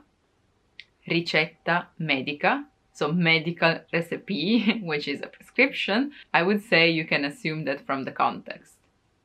Ricetta. So in Italy you need la ricetta, the prescription, to go to la farmacia, the pharmacy, la farmacia. and by the medicines, so le medicine, medicine, medicine, not medicamenti. It may be understood anyway, but it's called medicine, medicines. Medicines that may come in the form of powder, in polvere,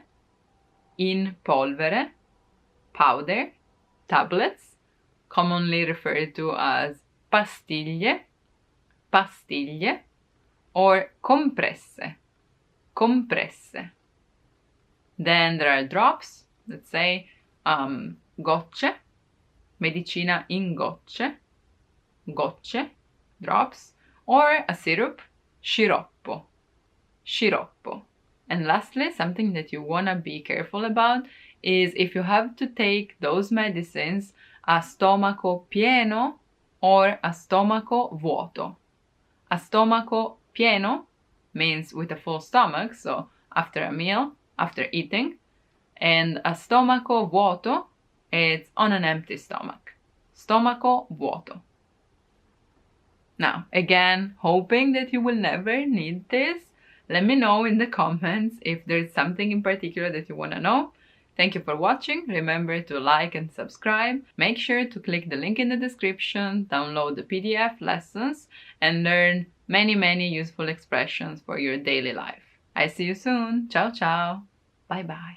Hi everyone, welcome back to Italian Pod 101. My name is Daisy. Mi chiamo Daisy. Mi chiamo Daisy. And in this video we're gonna talk about prepositions of movement. Preposizioni di movimento. Preposizioni di movimento. As you may know by now, prepositions in Italian are really tricky because the same word is used for many different cases, right? So instead of focusing on the preposition and studying all the different uses, because if I say, let's assume, vengo da Torino, I come from Turin, and una bottiglia da 2 litri, you see the word is the same, but of course the meaning is different. So let's work the other way around and start from the use. Of course, the condition to talk about prepositions of movement is a verb of movement in the phrase, right? Andare, to go, andare. Venire, to come, venire. Viaggiare, to travel, viaggiare. Partire, partire, to leave, to depart. Correre, to run, correre. Camminare, to walk, camminare. Spostare, to move, literally. Or mettere, to put. So you get the idea, but these are the most common ones. Now, let's assume I want to say, I come from somewhere. Vengo da. Venire da. Io vengo da Torino. I come from Turin. Io vengo dall'Italia. I come from Italy. And this preposition da can also mean to. Stasera vado da Michele. So you see that in this case, vado means to go, not to come. Vengo da Torino, I come from Turin. Vado da Michele, I go to Michele. Even though it's da. That's why I said not to focus on the particle itself, but to start learning from the meaning and from what you want to say. So the particle da means both from and to, depending on the verb it comes with. Okay? Viaggio da Roma a Milano. I'm traveling from Rome to Milan. In treno, if you want to add by train, for example. Da a, from to. Corro da casa mia a casa di Michele. I run from my house to Michele's one. Da a. Now, this a means to, right? Vado a Milano. I go to Milan. So the action of movement to a place is expressed by the particle a. But sometimes we use the particle in, even though it still means that we're moving to that place. For example, vado in Giappone. I go to Japan. Viaggio in Europa. I travel to Europe. Just remember that when you want to express movement to some place, you use a, but when you're talking about countries, continents, big islands, and regions, you use in. Tu vai in Asia. You go to Asia, continent. Vado in Sicilia. I'm going to Sicily, big island. In Emilia-Romagna, regions. Vado in Florida. I'm going to Florida. Lucky you. So, yeah. Of course, in can also be used as a proper in or into. Metti il tavolo in cucina. Put the table in the kitchen. The literal movement of getting into some space, right? Another useful one would be verso. Verso. Il cane corre verso il padrone. The dog runs towards the owner. So in the direction of. Of course, you can say in direzione, casa, but that's too long, so we just say verso casa. Similar to attraverso, which means through. Corro attraverso il parco. I'm running through the park. Of course, there are others and many other examples, but these are the most common ones. So we have da, from, a, to, sometimes in also means to, in, verso, towards, and through, attraverso. I have a question for you. Which is the longest journey you've been through? For example, il mio viaggio più lungo, the longest trip, the longest journey, il tragitto più lungo, è da Milano a Tokyo. From Milan to Tokyo. Let me know about yours in the comments. Remember to like and subscribe. And if you haven't done it yet, sign up for your free lifetime account on ItalianPod101.com and download the PDF lessons that will help you through your daily Italian life. Thank you for watching, and I'll see you soon. Bye bye. Ciao ciao. Want to speak real Italian from your first lesson? Sign up for your free lifetime account at ItalianPod101.com. Hi guys, welcome back to ItalianPod101.com. My name is Daisy, and in this video we're gonna talk about quantifiers. Indicatori di quantità. Indicatori di quantità. Quantifiers. As in English, there is difference between countable and uncountable nouns. So for example, as in how much sugar do you want in your coffee? We say quanto zucchero vuoi nel caffè? Quanto zucchero. Quanto.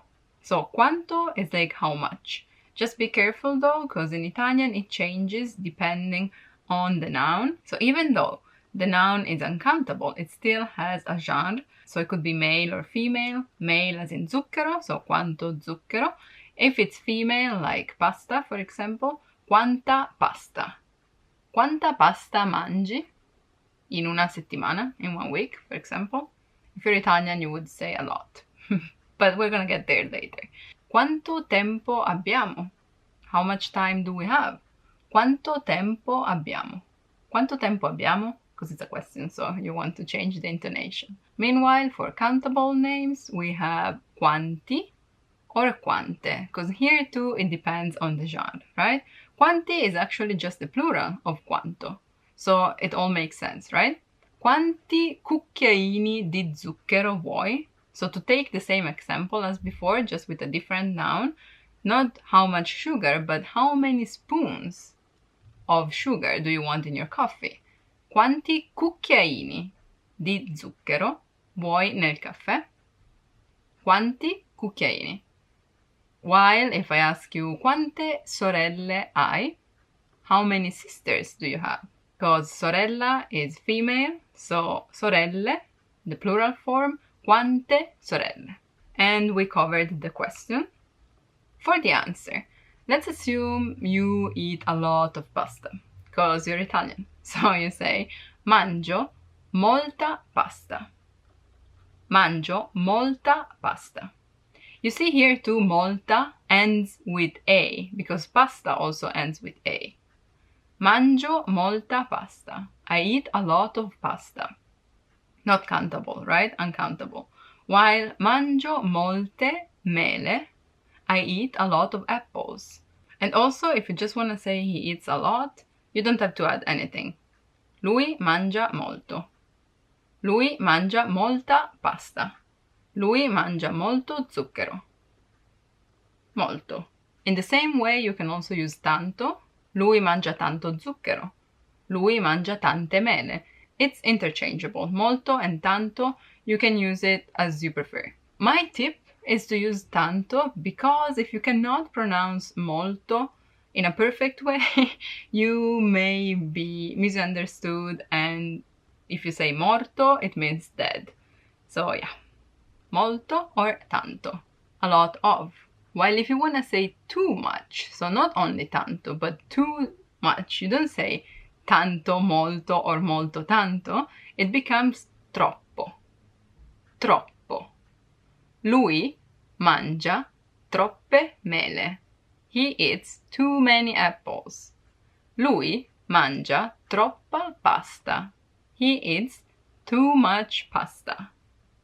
Troppo. Another common one, enough, is abbastanza. Abbastanza. Enough.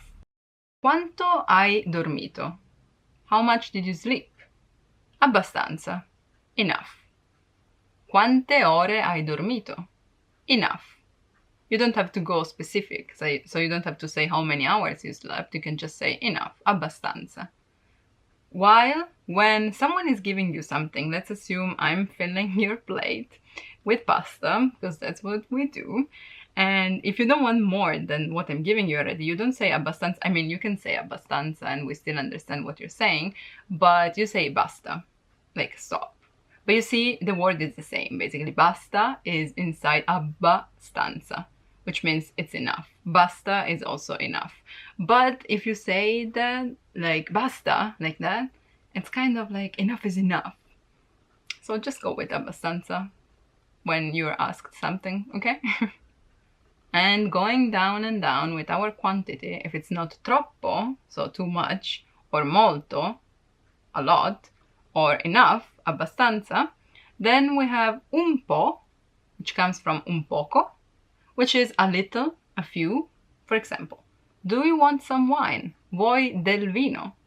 Just a bit. Solo un po'. Solo un poco. Solo is just, but you can also just say poco. A bit.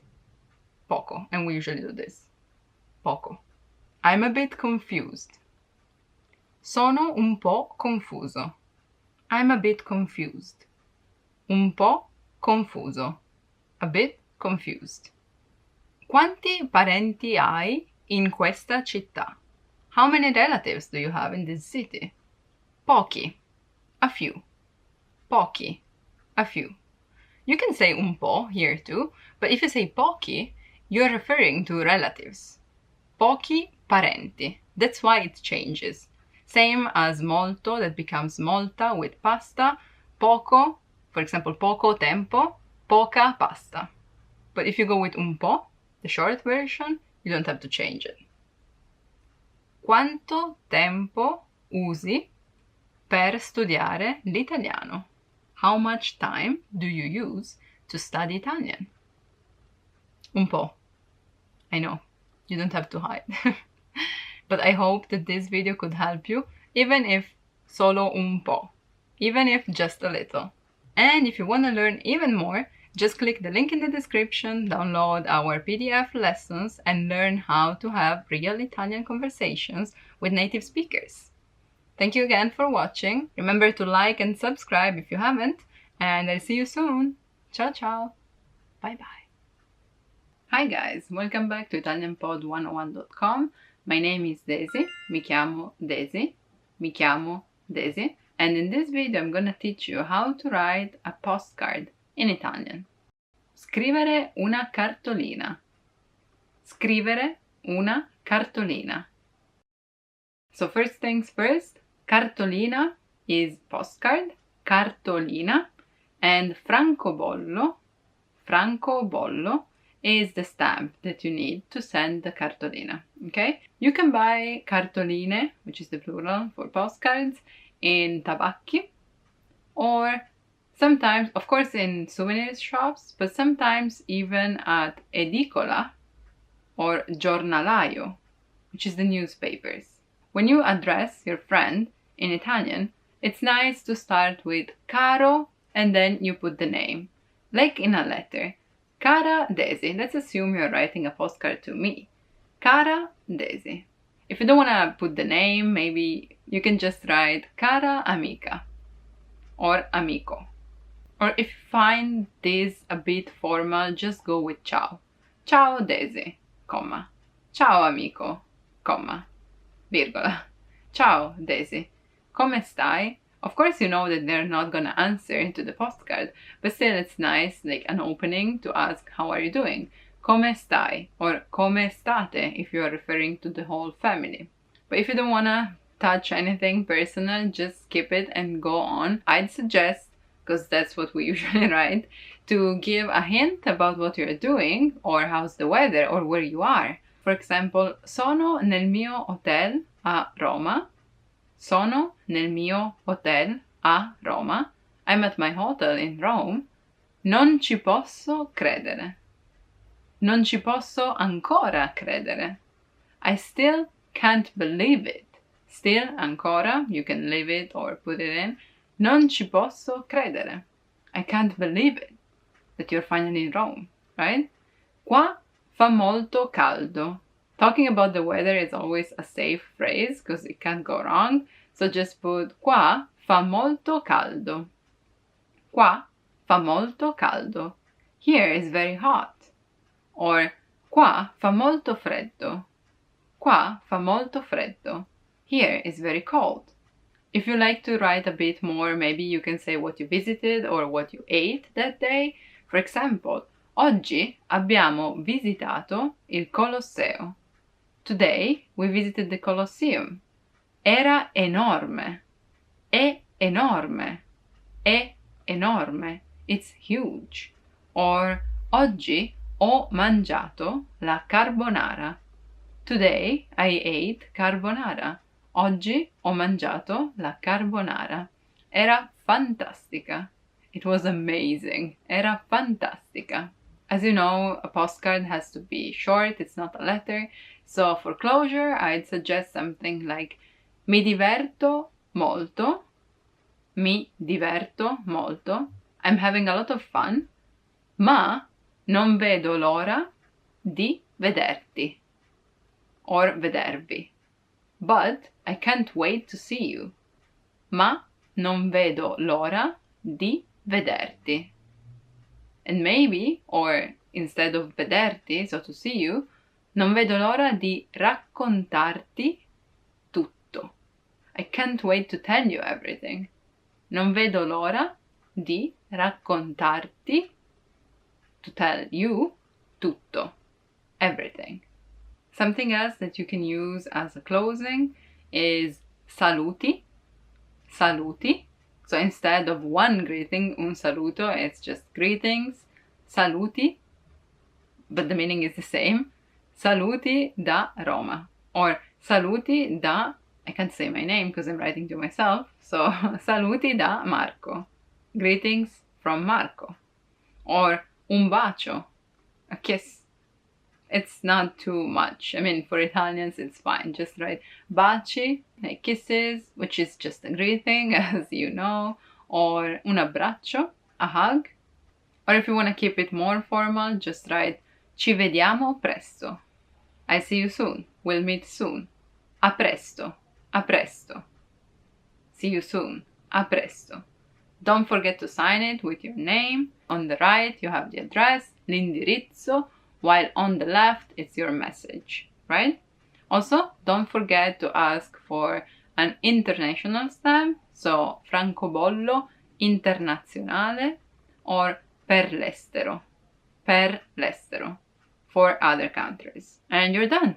Just keep enjoying your trip And if you want to learn more useful Italian, just remember to click the link in the description, download our PDF files, and learn how to speak everyday Italian language. I hope this was useful and that you will actually have the chance to write a postcard from Italy. We'll be waiting for you. Thank you for watching and thank you for liking and subscribing. I know you are doing that. Please do that. And I'll see you soon. Ci vediamo presto. Hi guys, welcome back to ItalianPod101.com. My name is Daisy. Mi chiamo Daisy. Mi chiamo Daisy. And in this video, we're gonna talk about loan words in Italian. Prestiti linguistici. Prestiti linguistici. We're talking about all those words that are not technically Italian, since they come from another language, a foreign language, in this case English, but they're still in the Italian dictionary because they became normal for Italians too, even though some of them got Italianized, and we're gonna see how. Let's start with saying that it's really easy to spot them because they don't have the plural form. In fact, let's look for example at the most common one, computer, which comes from English. Computer in Italian is never used as computers. Even when we're talking about more than one computer, it's still computer. So when you see that the word doesn't have a plural form, even if it's just with the S, you know that that's a loan, a prestito linguistico. Let's look at the most common ones. For example, passo molto tempo su internet. Passo molto tempo su internet. I spend a lot of time on the internet. On becomes su, internet, without the article. Passo molto tempo su internet. On the internet. Hai sentito che Marco non è più single? Did you hear that Marco is not single anymore? Un incontro tra single. A single meeting. Doesn't mean that it's one meeting, but it's a meeting between single people. Un incontro tra single. Here you see two, it's not singles, it's just one, because that's the word. Un incontro tra single. Ogni settimana guardo almeno 2 film in italiano. Ogni settimana, every week, guardo, I watch, almeno, at least, 2 movies in Italian. 2 film in italiano. Even though it's 2, it doesn't become films or movies, it's just film in italiano. I would suggest to do that if you're learning Italian, if you have time. Questo weekend andrò al mare. This weekend I'll go to the sea. The seaside, the beach. Andrò al mare questo weekend. Devo trovare una nuova babysitter. Devo trovare una nuova babysitter. I have to find a new babysitter. Devo trovare una nuova, a new babysitter. Babysitter.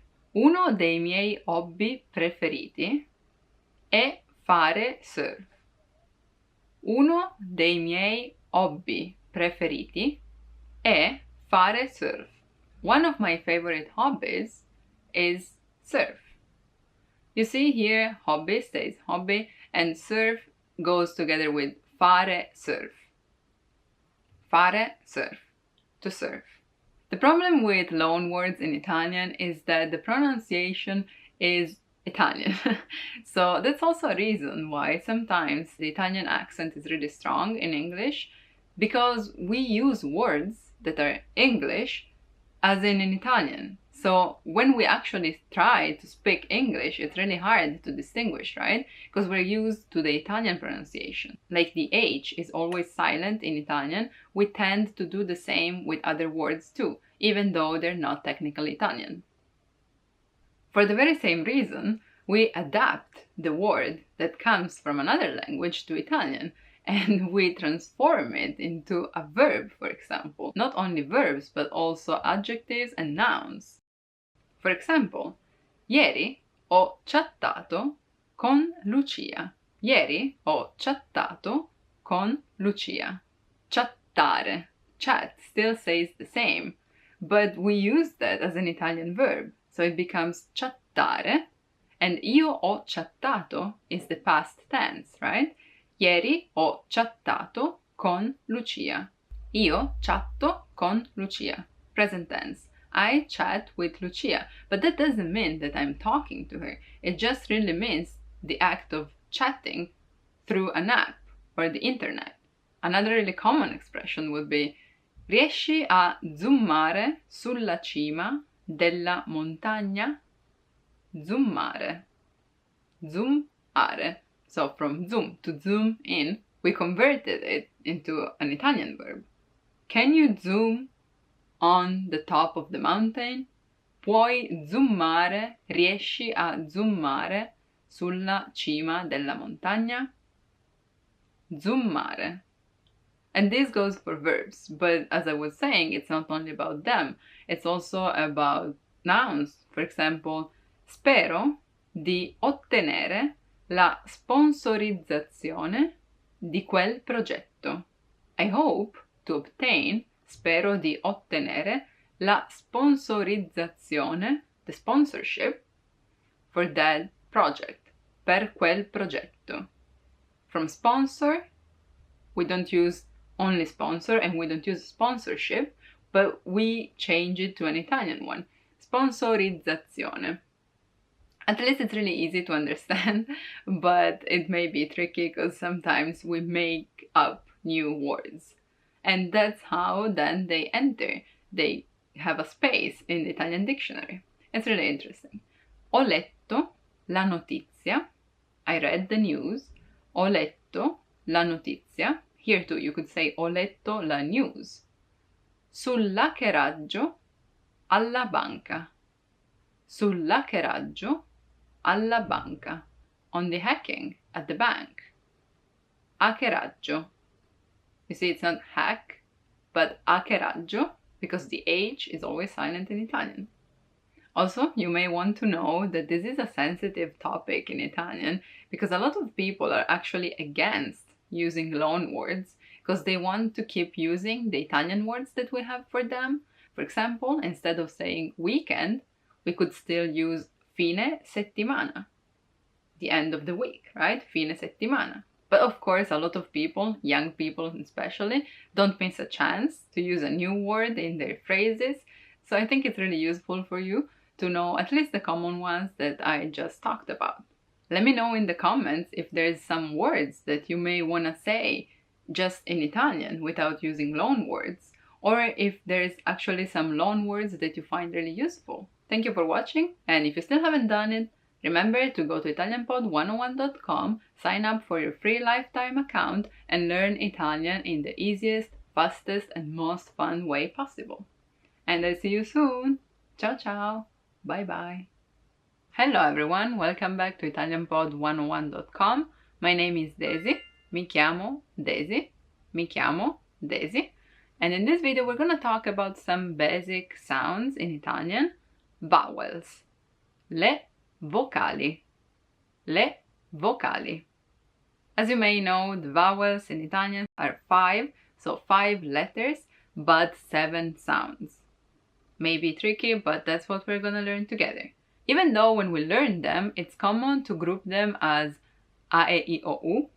I know I said that super fast. A, E, I, O, U. But since E and O have 2 different sounds, in this case una vocale aperta or vocale chiusa, we talk about 7 sounds. And in order to learn them, we are gonna use a different order, okay? So to make the sound I, you wanna think that you're smiling. So the corners of your mouth are looking up, right? But what you need to pay attention to is the position of la lingua, so the tongue. Inside your mouth, you want the tongue to be touching the palate, there, at the back. I, not closing the tongue with your teeth, like I, of course, you see, there's no air going out, right? So, I, isola, Now I'm stressing the I. Isola, isola. You want to smile, right? Isola. India, India.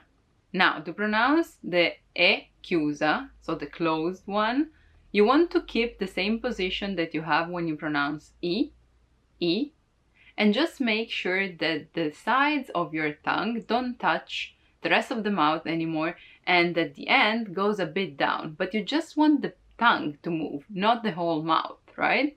So from I, it goes to E.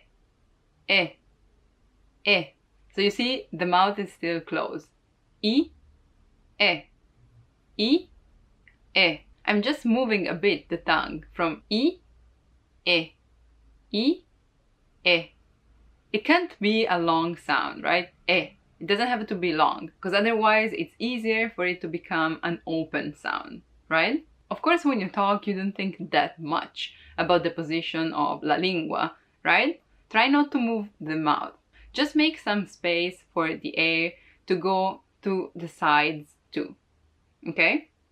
While for E aperta, we have an accent that is called grave, and in this case, in my opinion, it's easier because you just open your mouth, the tongue is relaxed, la lingua è rilassata, relaxed.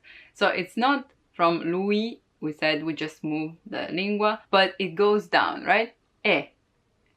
You want to make more space for air to go out, so you also have to move the tongue down so that you have more space.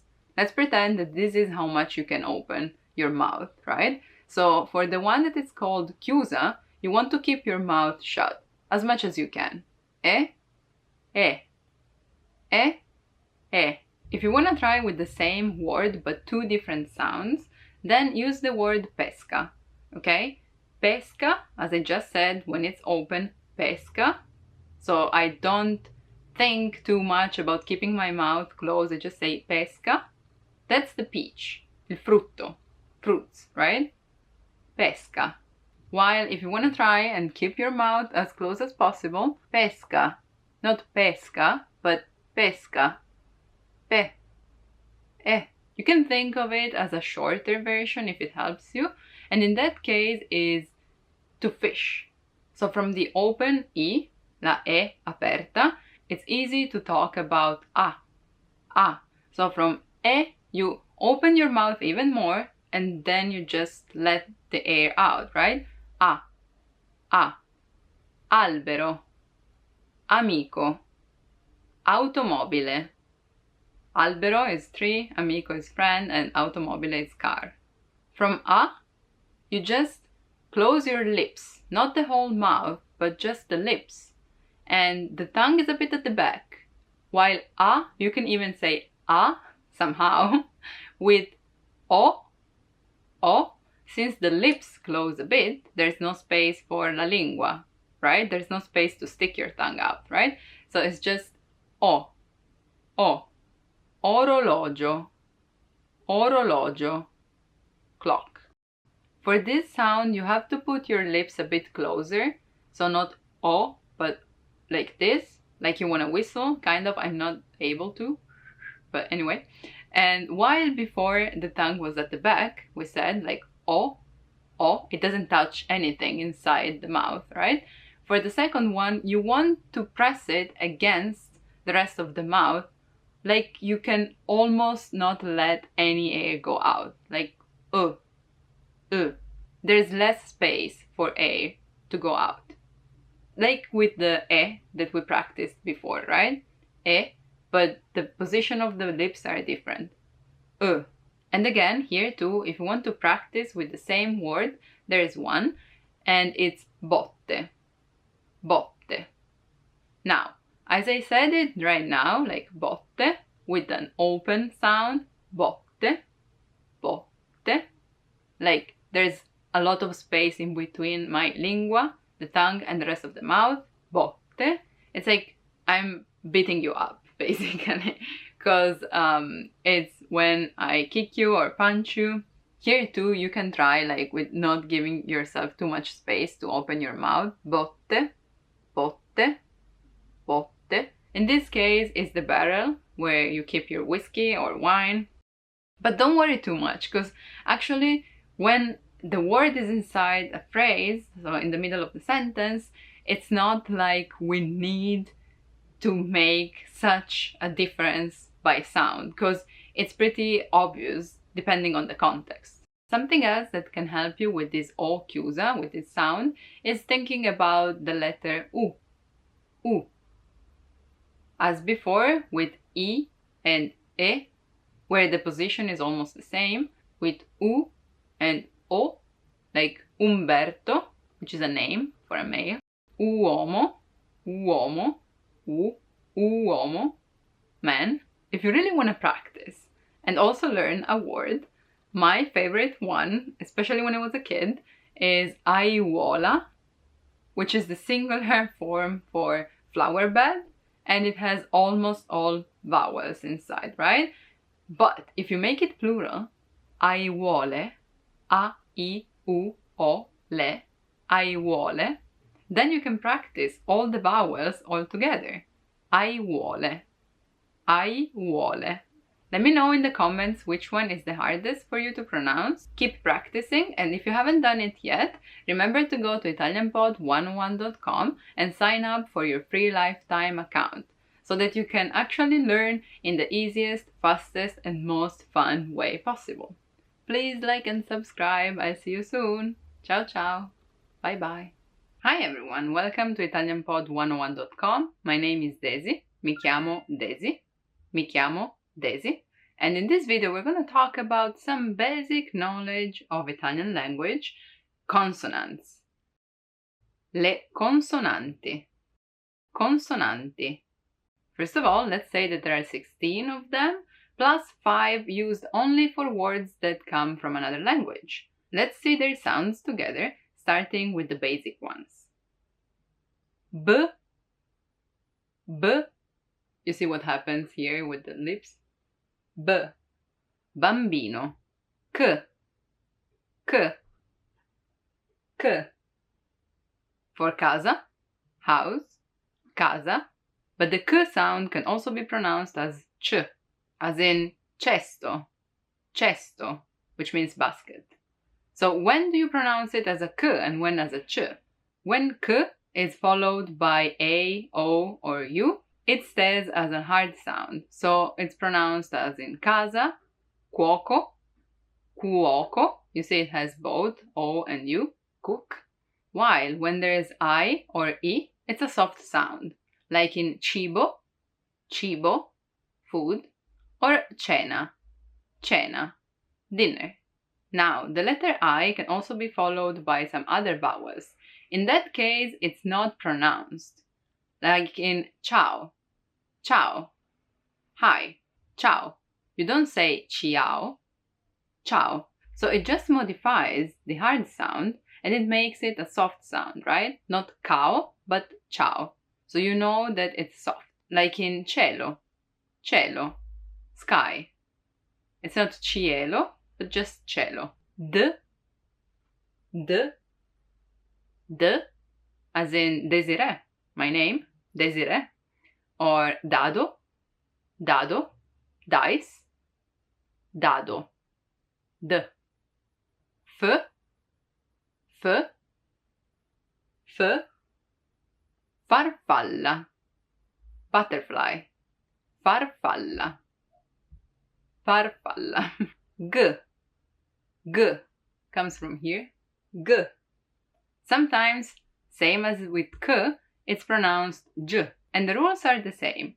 Gatto, gatto, cat, gonna, gonna, skirt, gusto, gusto, gusto, the taste, the flavor, gusto.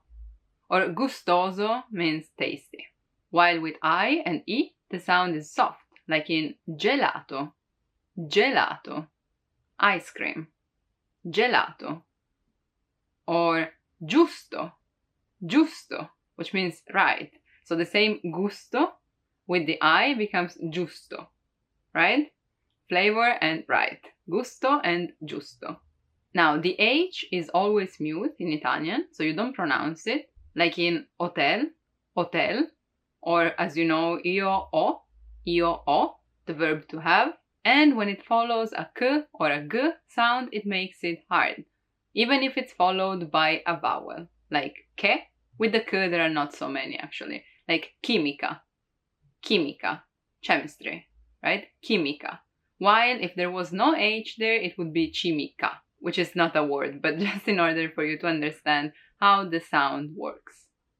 L, L, L, leone, lion, leone, leone, here before your teeth, leone. M, M, M, M, mamma, mamma, mom, mamma mia, mamma mia, oh my god, or my mom, right? Mamma mia, n, n, n, nonna, nonna, grandma, nonno, grandpa, p, p, p, penna, penna, a pen. Q. Now, Q is always followed by a U in Italian, Q, and there are actually not that many words. Quadro, quadro, like a painting, Q, the one that everyone has problems with. R, R, it's rolled, right? R, R. You have to make it vibrate. You don't have to prolong it too much, rosso, but it still has to roll, rosso. Practice this, rosso. What we say, like to kids when they're not able to do that, to make them practice, is ramarro, marrone. Ramarro is a green lizard. Now I'm emphasizing that, you don't have to say that long. Ramarro, just ramarro, marrone. Marrone is brown, right? So ramarro marrone is an actual like brown-green lizard, which doesn't have to exist, okay? It's just for the sound of the words. Ramarro marrone. S. S. S. We actually have two pronunciations for this letter. One is the most common one. It's called soft one. And it's when the letter is at the beginning of the word, like in sister, sorella, sorella. You see it's the same. Sister, sorella. S. S. Soft one. While there's also a hard one, which is actually more close to a Z sound, a Z, Z, which is when the letter is in between two vowels, when the S is in between two vowels. Like in naso, naso, nose, naso. You see, it's not naso, which would be the S from sorella, sorella, sister, but naso, more like a Z, right? Naso. T. T.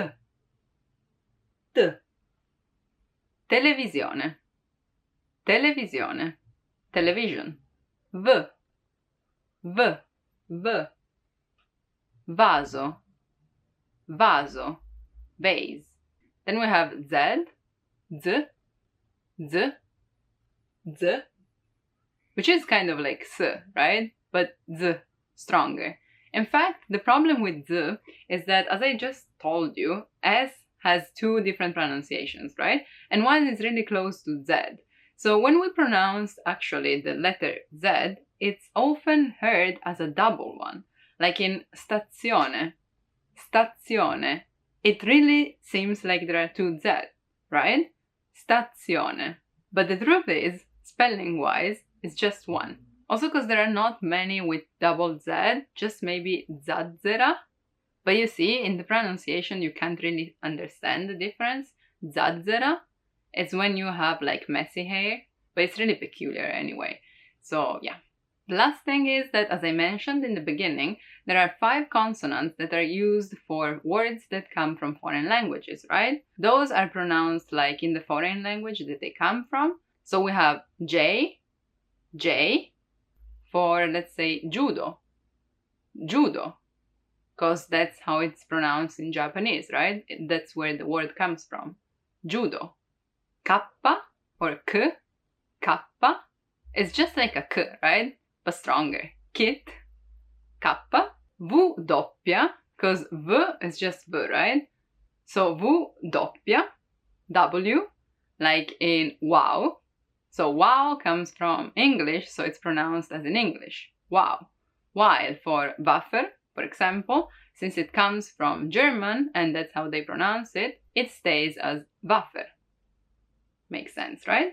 Then we have x, xylofono, xylofono, like ex ragazzo, ex-boyfriend, ex ragazzo. And finally y, which is the only one that may be harder to say, ypsilon, ypsilon, ypsilon. But it's not pronounced as ypsilon in a word, it's just like yogurt, yogurt, yogurt, yogurt. I hope this video was helpful and that you can practice your Italian pronunciation. Remember, ramarro, marrone. Thank you for watching. Remember to like and subscribe. I'll see you soon. Ciao ciao. Bye bye. Want to speed up your language learning? Take your very first lesson with us. You'll start speaking in minutes and master real conversations. Sign up for your free lifetime account. Just click the link in the description.